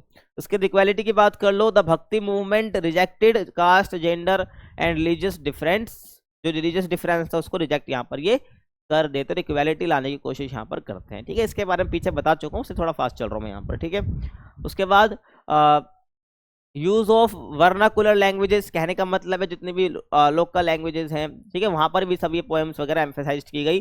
तो saints composed poems and songs in local languages to reach the masses, मतलब ज़्यादा लोगों तक पहुँचना है, मासेस तक पहुँचना है, तो उन्होंने लोकल लैंग्वेज में भी पोएम्स और सॉन्ग्स को कंपोज इन्होंने स्टार्ट कर दिया। ठीक है, कंपाइल करना स्टार्ट कर दिया। उसके बाद सिंपल वर्शिप, ठीक है, ज़्यादा कोई ना हवाबाजी चाहिए, कुछ नहीं करना है, सिंपल वर्शिप है। No need for complex rituals और प्रिस्टली हेल्प, मैंने बताया ना। तो भक्ति ट्रेडिशन में भी यही है, हमें कोई तीसरे बंदे की जरूरत नहीं है, कोई दूसरे बंदे की जरूरत नहीं है। जिसको हम प्रिस्टली हेल्प यहाँ पर बोला गया है ना, वही बोला गया है। हमें कोई पंडित वगैरह ब्राह्मण की जरूरत नहीं है, प्रिस्टली हेल्प नहीं चाहिए हमें। ठीक है, कोई और ना कोई कॉम्प्लेक्स रिचुअल हमें करना है, जस्ट ओनली क्या करना है, love and devotion were enough. ठीक है भाई, लव और जो डिवोशन है अपने गॉड के लिए, पर्सनल गॉड के लिए, वो इनफ है। समझ आ रहा है। और आगे बात करूं पर्सनल एक्सपीरियंस, तो भक्ति emphasised personal connection with God, कि भाई तुम गॉड से पर्सनल कनेक्शन बनाना है, ओवर बुकिश नॉलेज। ठीक है भाई, तुम्हें बुकिश नॉलेज से ज़्यादा क्या है, अपना पर्सनल कनेक्शन बनाना है गॉड के साथ। ठीक है, वो कैसे बनेगा, लव और डिवोशन से। समझ आ रहा है। अब यहाँ पर ना कुछ इंपॉर्टेंट भक्ति संत हैं या सेंट्स हैं, ठीक है भाई, जिसके बारे में आपको पता होना चाहिए। जैसे कि साउथ इंडिया की बात करूं तो यहाँ पर अलवर और नैनार संत थे, ठीक है, सेंट थे। और बेसिकली बिलीव्स और टीचिंग्स क्या है इनकी, तो यहाँ पर ध्यान रखना है, worship of Vishnu and Shiva in local languages. तो भाई अलवर जो नैनार है, ये बता चुका हूँ, अलवर आपके विष्णु के डिवोटीज हैं, आपका नैनार जो शिव के डिवोटीज हैं। तो इनकी बिलीव्स और टीचिंग क्या है, बेसिकली ये वर्शिप करा करते थे विष्णु और शिव की इन लोकल लैंग्वेजेस, या बेसिकली तमिल भी आप कह सकते हो यहाँ पर। ठीक है भाई, बाद में लोकल लैंग्वेजेस तक यहाँ पर ये इनको प्रीच करने लग गए थे। तो उसके बाद महाराष्ट्र की बात कर लूँ तो महाराष्ट्र में संत तुकाराम है, नामदेव है, डिवोशन टू विठाला, ठीक है, विठल आप इसे कह सकते हैं, और importance of love and equality, इनकी टीचिंग्स हैं। समझ रहे हो ना। तो यहाँ पर भक्ति मूवमेंट से बहुत अलग अलग रीजन है, बहुत सारे संत यहाँ पर आपको देखने को मिल सकते हैं। महाराष्ट्र का हो गया। नॉर्थ इंडिया की बात करूँ तो कबीर है, तुलसीदास है, मीराबाई है, जो कि भाई अपना गॉड इज, अब इनकी यहाँ पर बिलीफ और टीचिंग्स क्या है, कबीर नॉर्थ इंडिया के अंदर जो कबीर तुलसीदास और मीराबाई है, इनका बिलीफ है कि गॉड इज वन, एक ही गॉड है। ठीक है, ध्यान रखना है। Beyond caste devotion is the true path, भाई गॉड के लिए भक्ति जो डिवोशन है ये एक सिंगल पाथ, अगर तुम्हें गॉड से कनेक्ट करना है, ध्यान रखना। उसके बाद ईस्ट इंडिया की बात करूं तो आपको चैतन्य आपका आ जाएगा महाप्रभु, जो कि worship of Krishna with love and dance. ठीक है, यहाँ पर जो है भाई कृष्णा की वर्शिप की जाती है, किससे, आपकी लव और डांस से। समझ आ रहा है। ऐसे आपकी पंजाब की बात करूँ तो पंजाब में गुरु नानक हैं, जो कि फाउंडर ऑफ सिखिज्म है, और believed in one God and equality, जो कि भाई एक गॉड में और आपको जो है इक्वालिटी में क्या करते हैं भाई, बिलीव करते हैं। आपको समझ आ गया होगा। तो ये क्या इंपॉर्टेंट सेंस हैं आपके, जो कि अलग अलग रीजन के हैं। उसके बाद सोशल इम्पैक्ट की बात करूँ इसके अंदर तो gave voice to the lower caste and women. ठीक है, आपको पता होगा वैदिक पीरियड के अंदर लोअर कास्ट है, वुमेन है, उनको ज़्यादा तवज्जो नहीं दी जाती थी। लेकिन सोशल इम्पैक्ट जो भक्ति ट्रेडिशन में था, ठीक है, जो आपका वर्ण सिस्टम भी चलता था ना वैदिक पीरियड में, वहाँ पर भी क्या था कि भाई लोअर कास्ट को कुछ नहीं समझा जाता था, वुमेन को भी कुछ नहीं करने दिया जाता था। लेकिन इस जो भक्ति ट्रेडिशन ये चला साउथ से स्टार्ट होकर पहला पूरे नॉर्थ इंडिया तक, ईस्ट वेस्ट तक, तो इसका सोशल इम्पैक्ट क्या है, तो इन्होंने वॉइस दी लोअर कास्ट को और वुमेन को, who were often excluded from traditional religion। ठीक है, उनका जो ट्रेडिशनल रिलीजन है उससे हमेशा उनको बाहर रखा गया, एक्सक्लूड करा गया। लेकिन यहाँ पर एक जो है भक्ति जो ट्रेडिशन है, इसने क्या करा, वॉइस दी, उनको आवाज़ दी, लोअर कास्ट को और वुमेन को, ध्यान रखना है। तो एक सोशल इम्पैक्ट हो जाएगा ये। और encouraged unity among Hindus and Muslims through common devotion. ठीक है, यहाँ पर जो है इन्होंने हिंदू को टारगेट नहीं करा भक्ति ट्रेडिशन के अंदर या भक्ति मूवमेंट के अंदर, यहाँ पर इन्होंने यूनिटी की बात करी। यहाँ पर अमोंग हिंदूज एंड मुस्लिम, इन्होंने बोला भाई कास्ट जेंड रिलीजन से कोई मैटर नहीं है, तुम जो है भक्ति मूवमेंट का पार्ट बन सकते हो, भक्ति ट्रेडिशन में एंटर कर सकते हो, बस तुमको आना है। ठीक है, अगर तुम्हारी इच्छा होनी चाहिए, डिजायर होनी चाहिए। तो यहाँ पर ये यूनिटी को एनकरेज करते हैं among Hindus and Muslim through common devotion, कि तुम्हें क्या करना है, बस डिवोशन करना है गॉड के लिए। आगे बात करूँ, और helped in the growth of regional literature and music like bhajans and कीर्तन। ठीक है भाई, सोशल इम्पैक्ट की हम बात यहाँ पर कर रहे हैं, तो यहाँ पर कहीं ना कहीं ग्रोथ की बात, यहाँ पर जितनी भी रीजनल लिटरेचर है और म्यूजिक है उनकी ग्रोथ की यहाँ पर बेसिकली हेल्प करी गई ट्रेडिशन, भक्ति ट्रेडिशन के अंदर। और लाइक भजन्स हो गया, आपका कीर्तन हो गए, इसमें समझ आ गया। अब अगले क्वेश्चन की बात करूं, critically assess the debate on secularism in the constitution assembly. ठीक है भाई, तो आपसे क्या पूछा है हमें कि यहाँ पर जो डिबेट हुई थी असेंबली के अंदर, एक कॉन्स्टिट्यूशन असेंबली के अंदर, ठीक है, कॉन्स्टिट्यूशन असेंबली के अंदर जो आपको क्या देखने को मिली है भाई, डिबेट देखने को मिली है सेक्युलरिज्म के बेस पर या रिलीजन के बेस पर, तो उसी के बारे में आपको बताना है। ठीक है, critically assess the debate on secularism in the constitution assembly, ये आपको बताना है, तो इसी के बारे में बात करेंगे। देखो, अगर मैं बात करूं तो secularism means separation of religion from the state and equal treatment of all religions. अगर मैं आपसे पूछता हूँ सेक्युलरिज्म का मतलब क्या है, तो सेक्युलरिज्म का मतलब ये होता है कि भाई जो कंट्री है, जो राज्य है ना, ठीक है, वो भाई धर्म से दूर हो जाए, रिलीजन से दूर हो जाए, और जितने भी रिलीजन है उनको क्या भाई इक्वली ट्रीटमेंट देना है, आपको इक्वली रिस्पेक्ट आपको देनी है, किसी पर्टिकुलरली रिलीजन को आपको ज्यादा तवज्जो या रिस्पेक्ट नहीं देनी है, सबको इक्वली ट्रीट करना है। तो ये क्या होता है, आपका सेक्युलरिज्म होता है। समझ आ गया, ये आपको ध्यान रख लेना है। ठीक है, और during the making of the Indian constitution 1946 to 1950, ठीक है, आपको जो पता होगा कि भाई 1946 से 1950 तक आपका जो पूरा ये कॉन्स्टिट्यूशन का काम है ये चला है। जनरली इसमें कितने 3 साल लगे हैं, अगर एक्यूरेटली कहूँ तो 2 साल 11 महीने और 18 दिन आपको लगे, आपको पता होगा। ठीक है, और पहली जो उसमें बैठक हुई थी वो आपकी 9 दिसंबर को हुई थी। ठीक है, और आपका जो है भाई 26 नवंबर 26 नवंबर जो है आपका 26 नवंबर को बेसिकली आपका बनकर तैयार हो गया था, और 26 जनवरी 1950 को इसको लागू कर दिया गया था। जब यहाँ पर क्या जो डेट दे रखी है वो 1946 से 1950 दे रखी है। ठीक है भाई, तो जो अपना पूरा प्रोसेस है भाई इंडियन कॉन्स्टिट्यूशन को बनाने का, वो लगभग 46 से लेकर 50 तक चला है। और द कॉन्स्टिट्यूएंट असेंबली या constitution assembly had serious debates on weather and how India should be a secular country. इसमें पूरी डिबेट चली है भाई कि इंडिया को कैसे सेक्युलर कंट्री बनाना है, नहीं बनाना है, बहुत सीरियस डिबेट यहाँ पर चली है, तो इसी के ऊपर हमें बात करनी है। ये थोड़ा इंट्रो है, और दिस डिबेट्स 2 मिनट इसको इरेज कर लें दो। ठीक है भाई, और this debates reflected the diverse opinions of leaders and the sensitive religious situation after partition. ठीक है, आपको पता है जब पार्टीशन हुआ तो उसके बाद रिलीजन एक बहुत इंपॉर्टेंट मुद्दा बन गया भाई, क्योंकि आने वाले टाइम में अगर हम ऐसा नहीं करते, इस पर बहस नहीं करते, डिबेट नहीं करते, तो आने वाले टाइम में दिक्कत देता ही देता ये। इसलिए यहाँ पर क्या है, डाइवर्स ओपिनियन यहाँ पर हमें दिए गए हैं। ठीक है, जब बात पढ़ते हैं ना इसको, हम देखते हैं कि भाई किस प्रकार से यहाँ पर जो है अलग अलग ओपिनियन दिए सेक्युलरिज्म के लिए अलग अलग लीडर्स ने। ठीक है, और यहाँ पर जो सेंसिटिव रिलीजियस सिचुएशन की बात भी यहाँ पर करी गई, डिबेट करी गई इस पर आफ्टर पार्टीशन। समझ आ गया। देखिए, अब ये आपका नज़ारा है कॉन्स्टिट्यूशन असेंबली का। ठीक है, कुछ इस प्रकार से आप देख सकते हो, बेसिकली इमेज जनरेट करी गई है। तो इस प्रकार से एक असेंबली होती थी जहाँ पर भाई डिबेट वगैरह चलती थी, किसकी, किसी मुद्दे पर। ऐसे में सेकुलरिज्म के बारे में पढ़ना है। और ध्यान रखना, हमारे कॉन्स्टिट्यूशन के अंदर जब कॉन्स्टिट्यूशन बना था सेकुलरिज्म वर्ड नहीं था, उसके बाद में ये ऐड करा गया, बताऊंगा कब ऐड करा गया है। ठीक है, ध्यान रखना है। देखो भाई, अगर बात करूं बैकग्राउंड ऑफ द डिबेट, अगर डिबेट के बैकग्राउंड की बात करें तो India had just become independent after partition based on religion. आपको पता है हमारा पार्टीशन किसके बेस पर हुआ, रिलीजन के बेस पर ही तो हुआ है। कि भाई जो 2 नेशन थ्योरी वो यही तो कहती है कि भाई जो इंडिया है वो 2 कौमों का देश है, एक मुस्लिम और एक हिंदू। मुसलमान वाला पाकिस्तान बन जाएगा, हिंदू वाला आपका पूरा हिंदुस्तान बन जाएगा। तो ऐसे ही आपका तो कह सकते हो, तो हमारा जो पार्टीशन वो रिलीजन के बेस पर हुआ है। तो ऐसे में रिलीजन की बात करना बहुत इंपॉर्टेंट हो जाती है इंडिया के अंदर। तभी तो भाई आपका एक मुद्दा बना, इस पर डिबेट चली सेकुलरिज्म के ऊपर जब कॉन्स्टिट्यूशन बना रहे थे। ठीक है भाई, तो India had just become independent after partition based on religion, और Hindu majority India and Muslim majority Pakistan, आपको पता होगा, है ना। आगे चलते हैं। और there was communal violence and religious identity was a very emotional and political issue.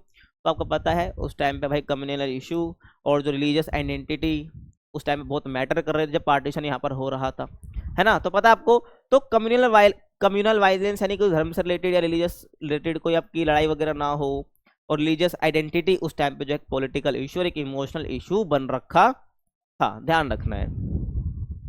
और the assembly had to decide how religion should relate to the state in the democratic India. और यहाँ पर जो है असेंबली को ध्यान रखना था कि भाई किस प्रकार से जो रिलीजन है वो रिलेट करेगा स्टेट के साथ इस डेमोक्रेटिक कंट्री के अंदर, ठीक है भाई, ध्यान रखना है। तो सेकुलरिज्म तो हमने अपना ही रखा, आपको पता ही है। सपोर्ट फॉर सेकुलरिज्म, आपको पता होगा सेकुलरिज्म को सपोर्ट करा है इंडिया ने और आज भी कर रहा है, ध्यान रखना।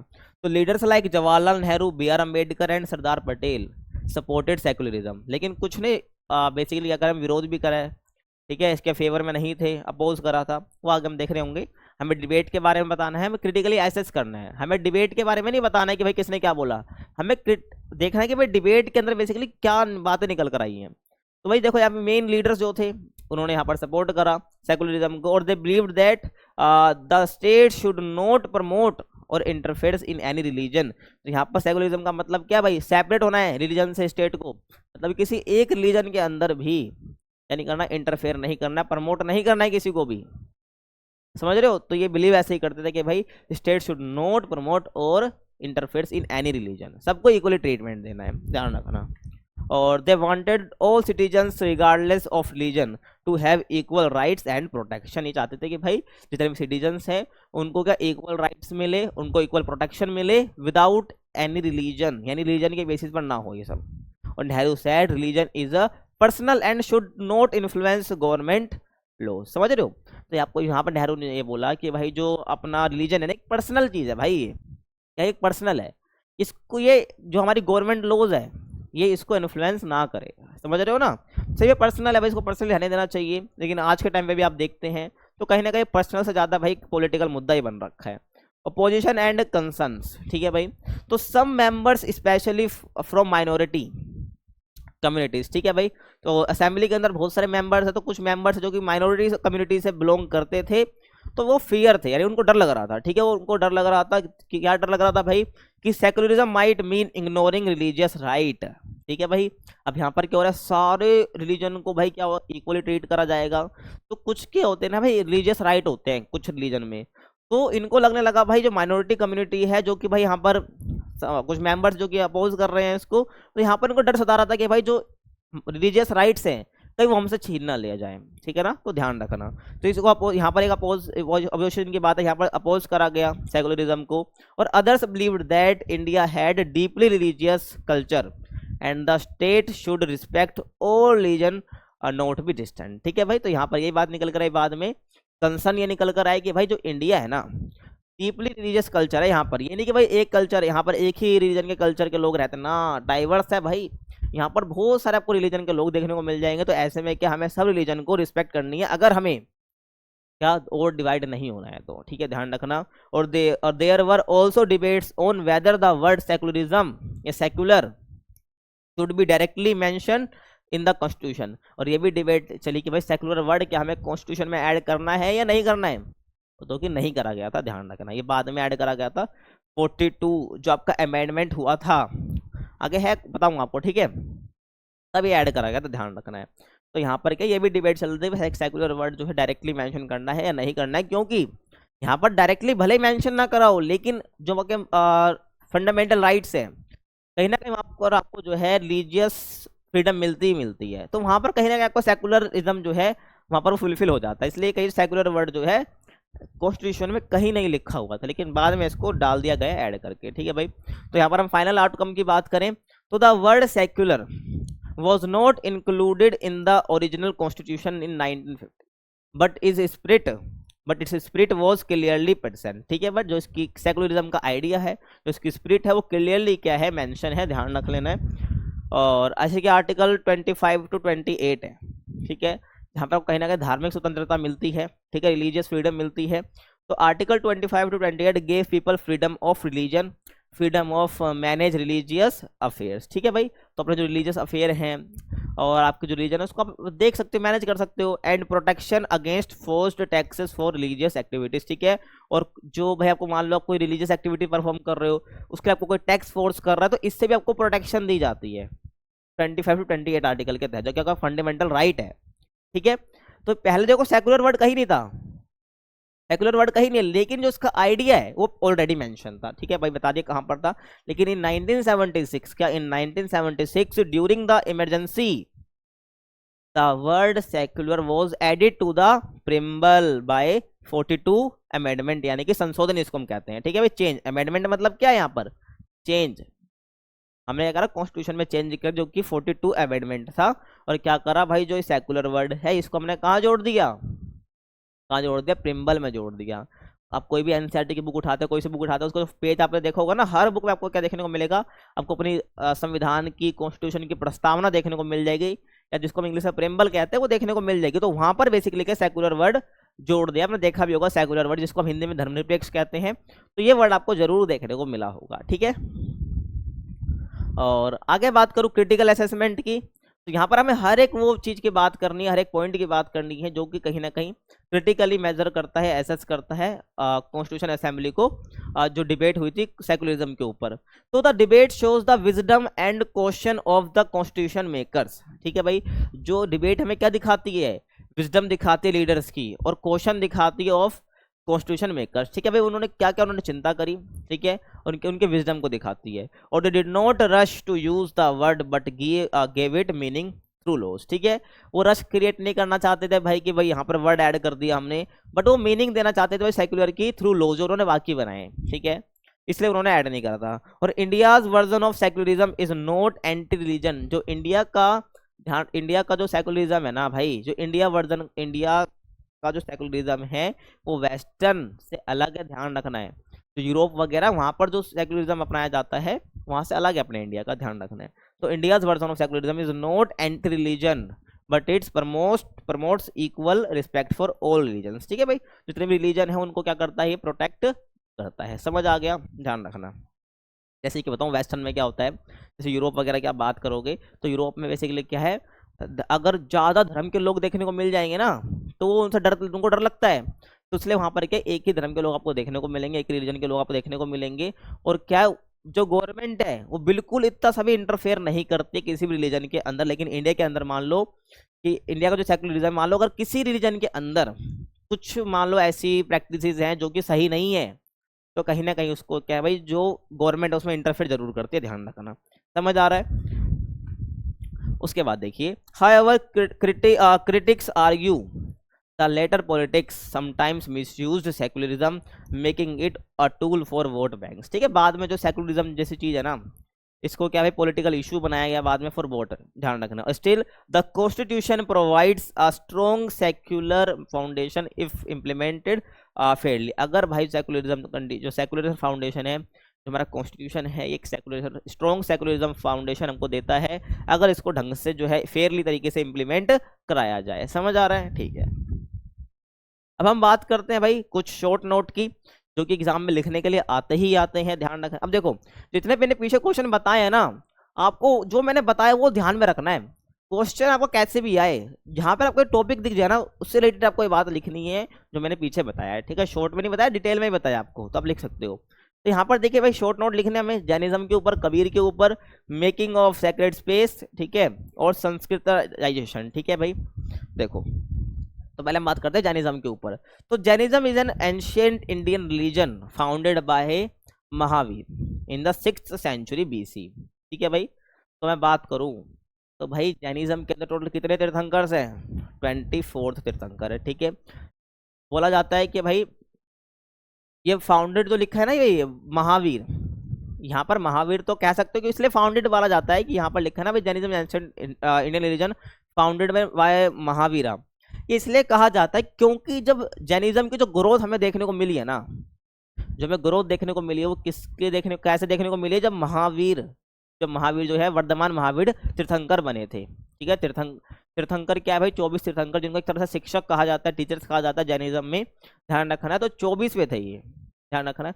तब जाके क्या है थोड़ा जैनिज्म ग्रोथ देखने को मिली, इसलिए कई बार कहीं आपको देखने को मिल जाएगा founded by Mahavira, but actual में जो है, जो इसके मेन कह सकते हो फाउंडर है वो कौन है, ऋषभ देव है। कौन है भाई, ऋषभ देव है, ध्यान रखना, ठीक है, ऋषभ देव है, ध्यान रखना, ठीक है भाई, फर्स्ट तीर्थंकर।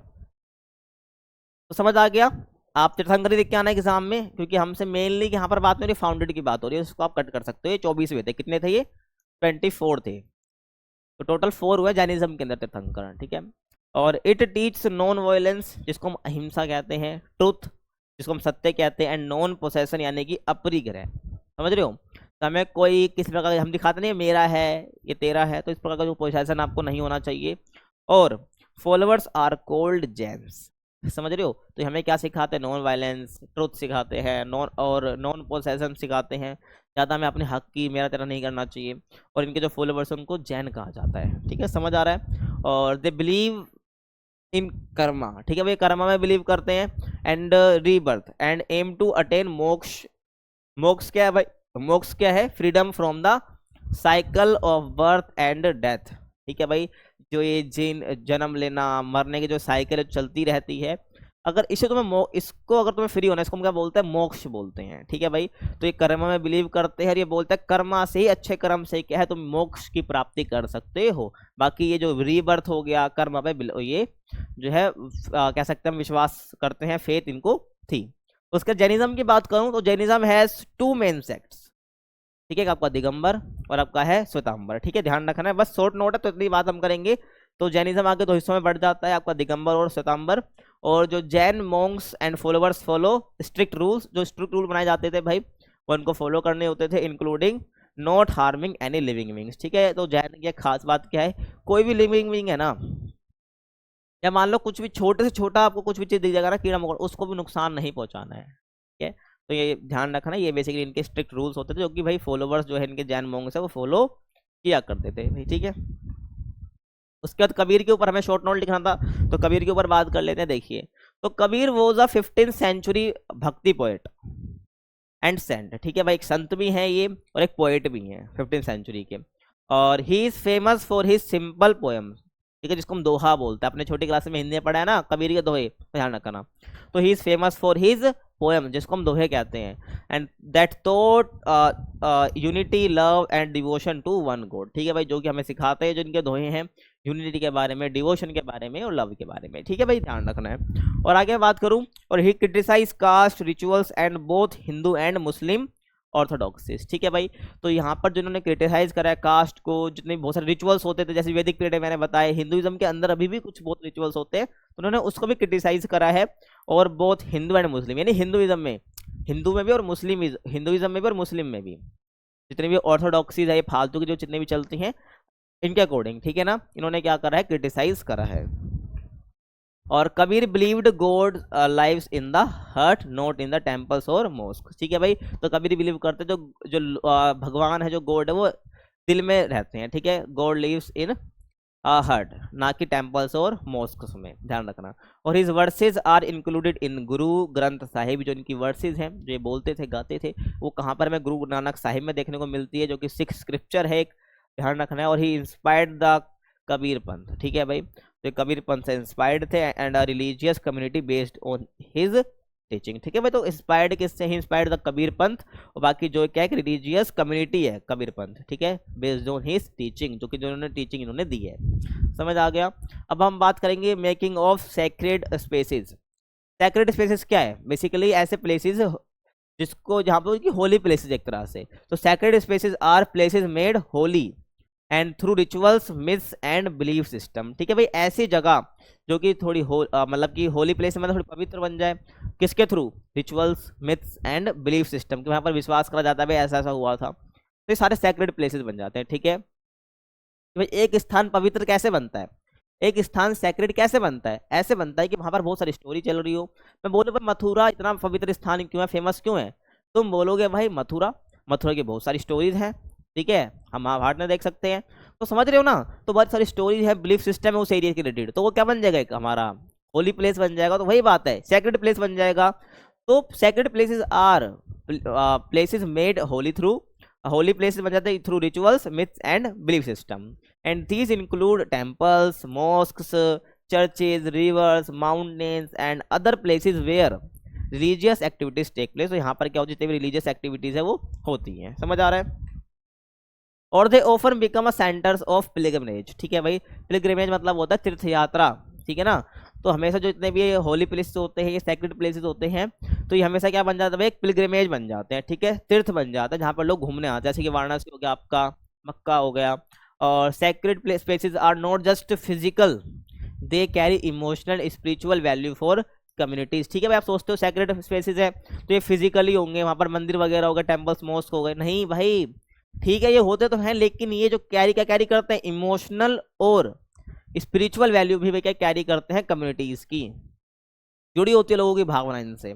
और these spaces are shaped over time by tradition, ठीक है, जो ये सैक्रेड स्पेसीज है ये इनको शेप करा गया है over the time of period, जैसे टाइम बीतता गया, ठीक है, by traditions, legends and the presence of saints and deities. समझ आ गया, जो आपको ध्यान रखना है।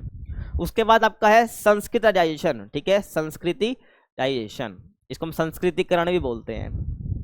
देखिए, तो Sanskritization is a social process where lower caste adopt practice of upper caste, ठीक है भाई, जहां पर जो लोअर कास्ट के जो लोग हैं वो अपर कास्ट की जो प्रैक्टिस है उसको अपनाने लग जाए, करने लग जाए, सारे बैरियर हट जाए, तो उसको हम बोलते हैं संस्कृतिकरण या संस्कृताइजेशन।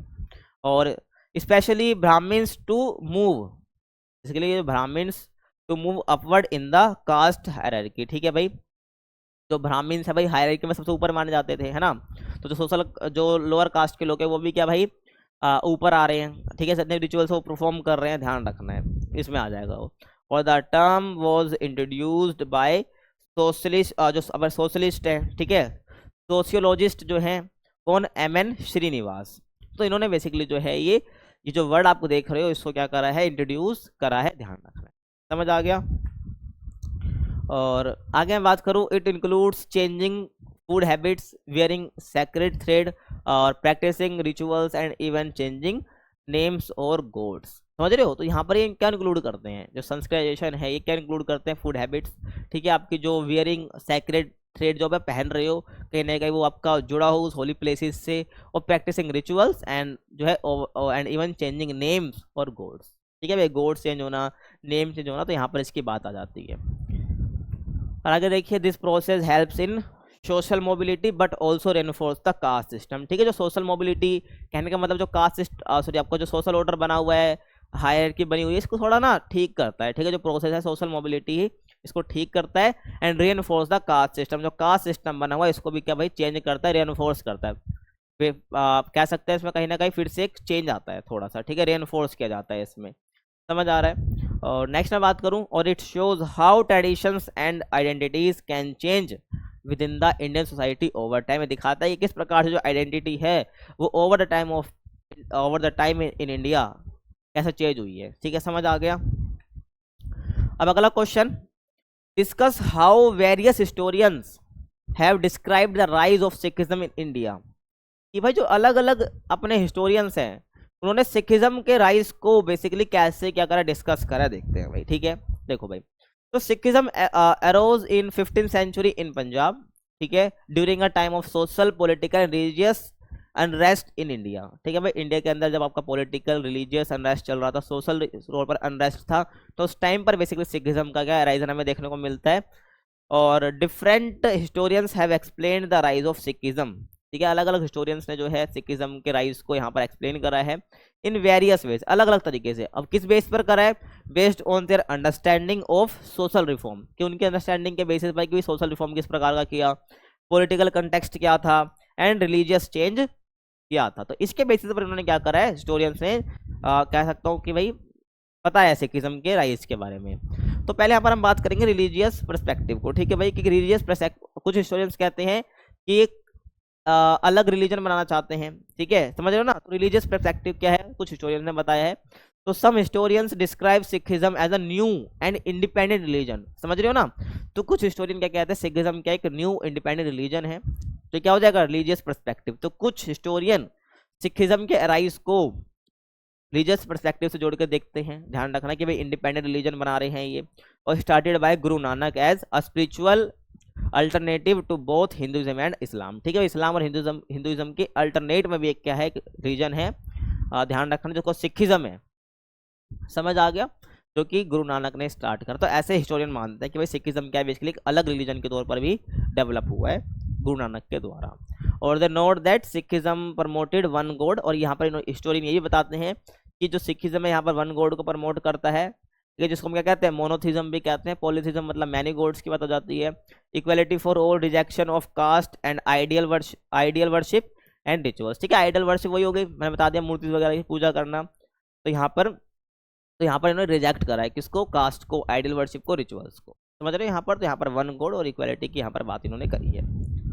और यहाँ पर सोशल रिफॉर्म व्यू, तो कुछ हिस्टोरियन यहाँ पर सोशल रिफॉर्म की बात करते हैं कि भाई सोशल रिफॉर्म के तौर पर सिखिज्म बेसिकली अराइज हुआ है। तो many modern historians believe that Sikhism began as a social reform movement. ठीक है, जो सिखिज्म ये अराइज हुआ है कहीं ना कहीं एक सोशल रिफॉर्म मूवमेंट है, कहीं ना कहीं ये समाज में चेंज लाने की बात यहाँ पर कर रहा है। ठीक है, देखिए, तो it aimed to challenge the caste system, promote social justice. ठीक है भाई, आपने देखा सिखिज्म में एक गॉड को माना जाता है, सबके लिए इक्वालिटी की बात करी जाती है। तो कहीं ना कहीं जो दूसरे हिस्टोरियंस हैं, जो मॉडर्न हिस्टोरियंस हैं, वो कहते हैं कि भाई कहीं ना कहीं सोशल मूवमेंट के तौर पर अराइज हुआ है। तो क्योंकि ये हमें इसका एम बेसिकली क्या है, सिखिज्म का कास्ट सिस्टम को हटाना, ठीक है भाई, प्रमोट करना सोशल जस्टिस को एंड सपोर्ट मोरल लिविंग, ठीक है, नैतिक जिंदगी जीना। और historians like Khushwant Singh and Gokal Chand Narang, ठीक है भाई, highlight the Sikhism uplifted the oppressed section of society. जो सप्रेस्ड ओप्रेस्ड सेक्शन है सोसाइटी के अंदर, जिनको बहुत दबाया गया है, ओप्रेस्ड किया गया है, उनको ये अपलिफ्ट करना चाहते हैं। ठीक है, तो ऐसा दिखाया, ये जो आपको हिस्टोरियन का नाम मैंने बताया, तो उन्होंने दिखाया, हाईलाइट करा सिखिज्म को कि किस प्रकार से अपलिफ्ट करने की बात करते हैं ओप्रेस्ड सेक्शन जो कि सोसाइटी के अंदर है। समझ आ गया? आगे बात करूं भक्ति एंड सूफी इन्फ्लुएंस। तो कुछ हिस्टोरियन कहते हैं कि भाई जो सिखिज्म का राइज हुआ है कहीं ना कहीं भक्ति और सूफी के इन्फ्लुएंस की वजह से हुआ है। तो यहाँ पर हम बात करेंगे, तो सम स्कॉलर्स या some historians think Sikhism was inspired by bhakti and Sufi movements which also promoted devotion to god and religious harmony. ठीक है भाई, तो ध्यान रखना है, मैंने बता दिया सूफी और भक्ति बेसिकली क्या है, ये devotion to god and religious harmony की बात यहाँ पर करते हैं। तो कहते हैं, और सिखिज्म भी ऐसी बात करता है। तो बोला जाता है कि भाई सब स्कॉलर्स यही कहते हैं कि जो सिखिज्म है इंस्पायर्ड है भक्ति और सूफी मूवमेंट से। समझ आ गया? और Guru Nanak teaching combined and bhakti's love, Guru Nanak teaching combined bhakti's love for a personal god and Sufi ideas for inner truth and equality. ठीक है भाई, जो गुरु नानक की टीचिंग है ना कहीं वो bhakti's love for a personal god ये वाली बात है, और सूफी जो आइडियाज है इनर ट्रूथ की बात यहाँ पर जो सूफी आइडिया में करी जाती है, तो उनका कहीं ना कहीं कॉम्बिनेशन है गुरु नानक की टीचिंग। तो इसलिए बोला जाता है कि भाई जो आपका सिखिज्म है कहीं ना कहीं भक्ति और सूफी से इन्फ्लुएंस होके ये अराइज हुआ है। ठीक है भाई, उसके बाद कुछ कहते हैं भाई पॉलिटिकल और हिस्टोरिकल कंटेक्स्ट के तौर पर भी कहते हैं कहीं ना कहीं जो सिखिज्म का अराइज हुआ है कहीं ना कहीं ये पॉलिटिकल और हिस्टोरिकल भी है। ठीक, कहीं ना कहीं पॉलिटिकल कंटेक्स्ट में, पॉलिटिकल वजह से ही क्या है इसको बनाया गया, ध्यान रखना। तो historians like J.S. Grewal explain that Sikhism developed in response to the religious tension and Mughal rule in North India। ठीक है भाई, जब नॉर्थ इंडिया में कहीं ना कहीं मुगल्स का एंटर होता है, तो इसी वजह से क्या, religious tension and Mughal rule की वजह से क्या है, ये सिखिज्म बनाया गया है। ठीक है, ध्यान रखना। ऐसे कि लेटर गुरुज जो कि देखने को मिले हमें सिख के अंदर, स्पेशली आपके जो गुरु अर्जन है, ठीक है, गुरु गोविंद सिंह है, gave Sikhism political and martial identity to protect community. ठीक है भाई, कम्युनिटी को प्रोटेक्ट करने के लिए कहीं ना कहीं जो गुरु अर्जन है, गुरु गोविंद सिंह है, सिखिज्म को एक पॉलिटिकल और मार्टियल आइडेंटिटी देते हैं। और द फॉर्मेशन ऑफ खालसा पंथ, ठीक है भाई, खालसा पंथ कहीं ना कहीं पॉलिटिकली हमें दिखता है, अपनी कम्युनिटी को प्रोटेक्ट करने के लिए क्या बना, खालसा पंथ की स्थापना करी जाती है। तो इसलिए कुछ हिस्टोरियंस यहाँ पर हिस्टोरियंस ये बोलते हैं कि कहीं ना कहीं ये पॉलिटिकल कंटेक्स्ट में इसको बनाया गया। ठीक है, सिखिज्म को, इसलिए इसका राइज हमें देखने को मिलता है। The formation of the Khalsa in 1699 marked a turning point, making Sikhism both a spiritual and social force। ठीक है भाई, स्पिरिचुअल और सोशल फोर्स बनाया गया सिखिज्म को। समझ आ गया? कब बोला गया, जब ऐसा, जब खालसा पंथ को बनाया गया, खालसा बनाया गया। उसके बाद है क्रिटिकल व्यू। तो सम ब्रिटिश कॉलोनियल हिस्टोरियंस, ठीक है, जब भारत गुलाम बना तो उसके बाद कुछ ब्रिटिश कॉलोनियल हिस्टोरियंस भी थे जो कि ब्रिटिश के थे लेकिन इंडिया में थे। तो इन्होंने क्या कहा, तो British colonial historians wrongly described Sikhism as a blend of Hinduism and Islam. ठीक है भाई, not a separate religion, this views is now rejected. ठीक है भाई, ये कहते हैं भाई ये जो है ना, ये तो कहीं ना कहीं हिंदुइज्म और इस्लाम की तरह ही है। ठीक है ना, तो उसी की तरह से क्या भाई अपना बनाया गया है, क्या सिखिज्म बनाया गया, लेकिन जो ये वाला थॉट है इसको रिजेक्ट कर दिया गया आज के टाइम पे, ध्यान रखना। बाकी जो पीछे के वो सारे माने जाते हैं। और others emphasize only the military side of Sikhism. समझ रहे हो ना? तो कहीं ना कहीं ये जो बाकी एम्फेसाइज करते हैं, ठीक है, ब्रिटिश के ही, कि क्या कि भाई यहाँ पर जो है सिखिज्म के मिलिट्री साइड को एम्फेसाइज करते हैं, जैसे खालसा वगैरह मैंने आपको बताया ना, तो दिखाते हैं कहीं ना कहीं जो है सिखिज्म कहीं ना कहीं मिलिट्री से जुड़ा हुआ है। ठीक है, तो मिलिट्री साइड दिखाते हैं किसकी, सिखिज्म की। और इग्नोरिंग इट्स स्पिरिचुअल टीचिंग्स। ठीक है भाई, तो मिलिट्री की वाली जो बात जो आ जाती है, मिलिट्री टीचिंग जो आ जाती है, उसको एम्फेसाइज करते हैं। तो इसलिए यहाँ पर दिखाते हैं कि भाई कहीं ना कहीं ब्लेंड है किसका, हिंदुज्म और इस्लाम का, समझ रहे हो। और बाकी जो उसकी स्पिरिचुअल टीचिंग है उसको इग्नोर करते हैं कुछ ब्रिटिश हिस्टोरियन। समझ आ गया। तो यहाँ पर जो आपकी वीडियो फिनिश होती है, आई होप आपको समझ आई होगी। ठीक है, कुछ डाउट है कमेंट कीजिए, वीडियो को फिर से देखिए तो आपको समझ सब आ जाएगा। बाकी एग्जाम के लिए जो जो मैंने बातें बताई मत देखना भाई क्वेश्चन दूसरा आ गया, आपको देखना जो बातें मैंने बताई है, जो टॉपिक मैं पढ़ा रहा हूँ क्या क्वेश्चन में वो कीवर्ड है, बस आपको जो मैंने बताया उसको ध्यान में रखते रखते आपको लिख देना है, आपको एग्जाम अच्छा जाएगा। बाकी वीडियो अच्छी लगे तो चैनल को सब्सक्राइब करना है, लाइक करना है। बाकी मिलते हैं आपसे अगली वीडियो में, तब तक के लिए कीप वॉचिंग।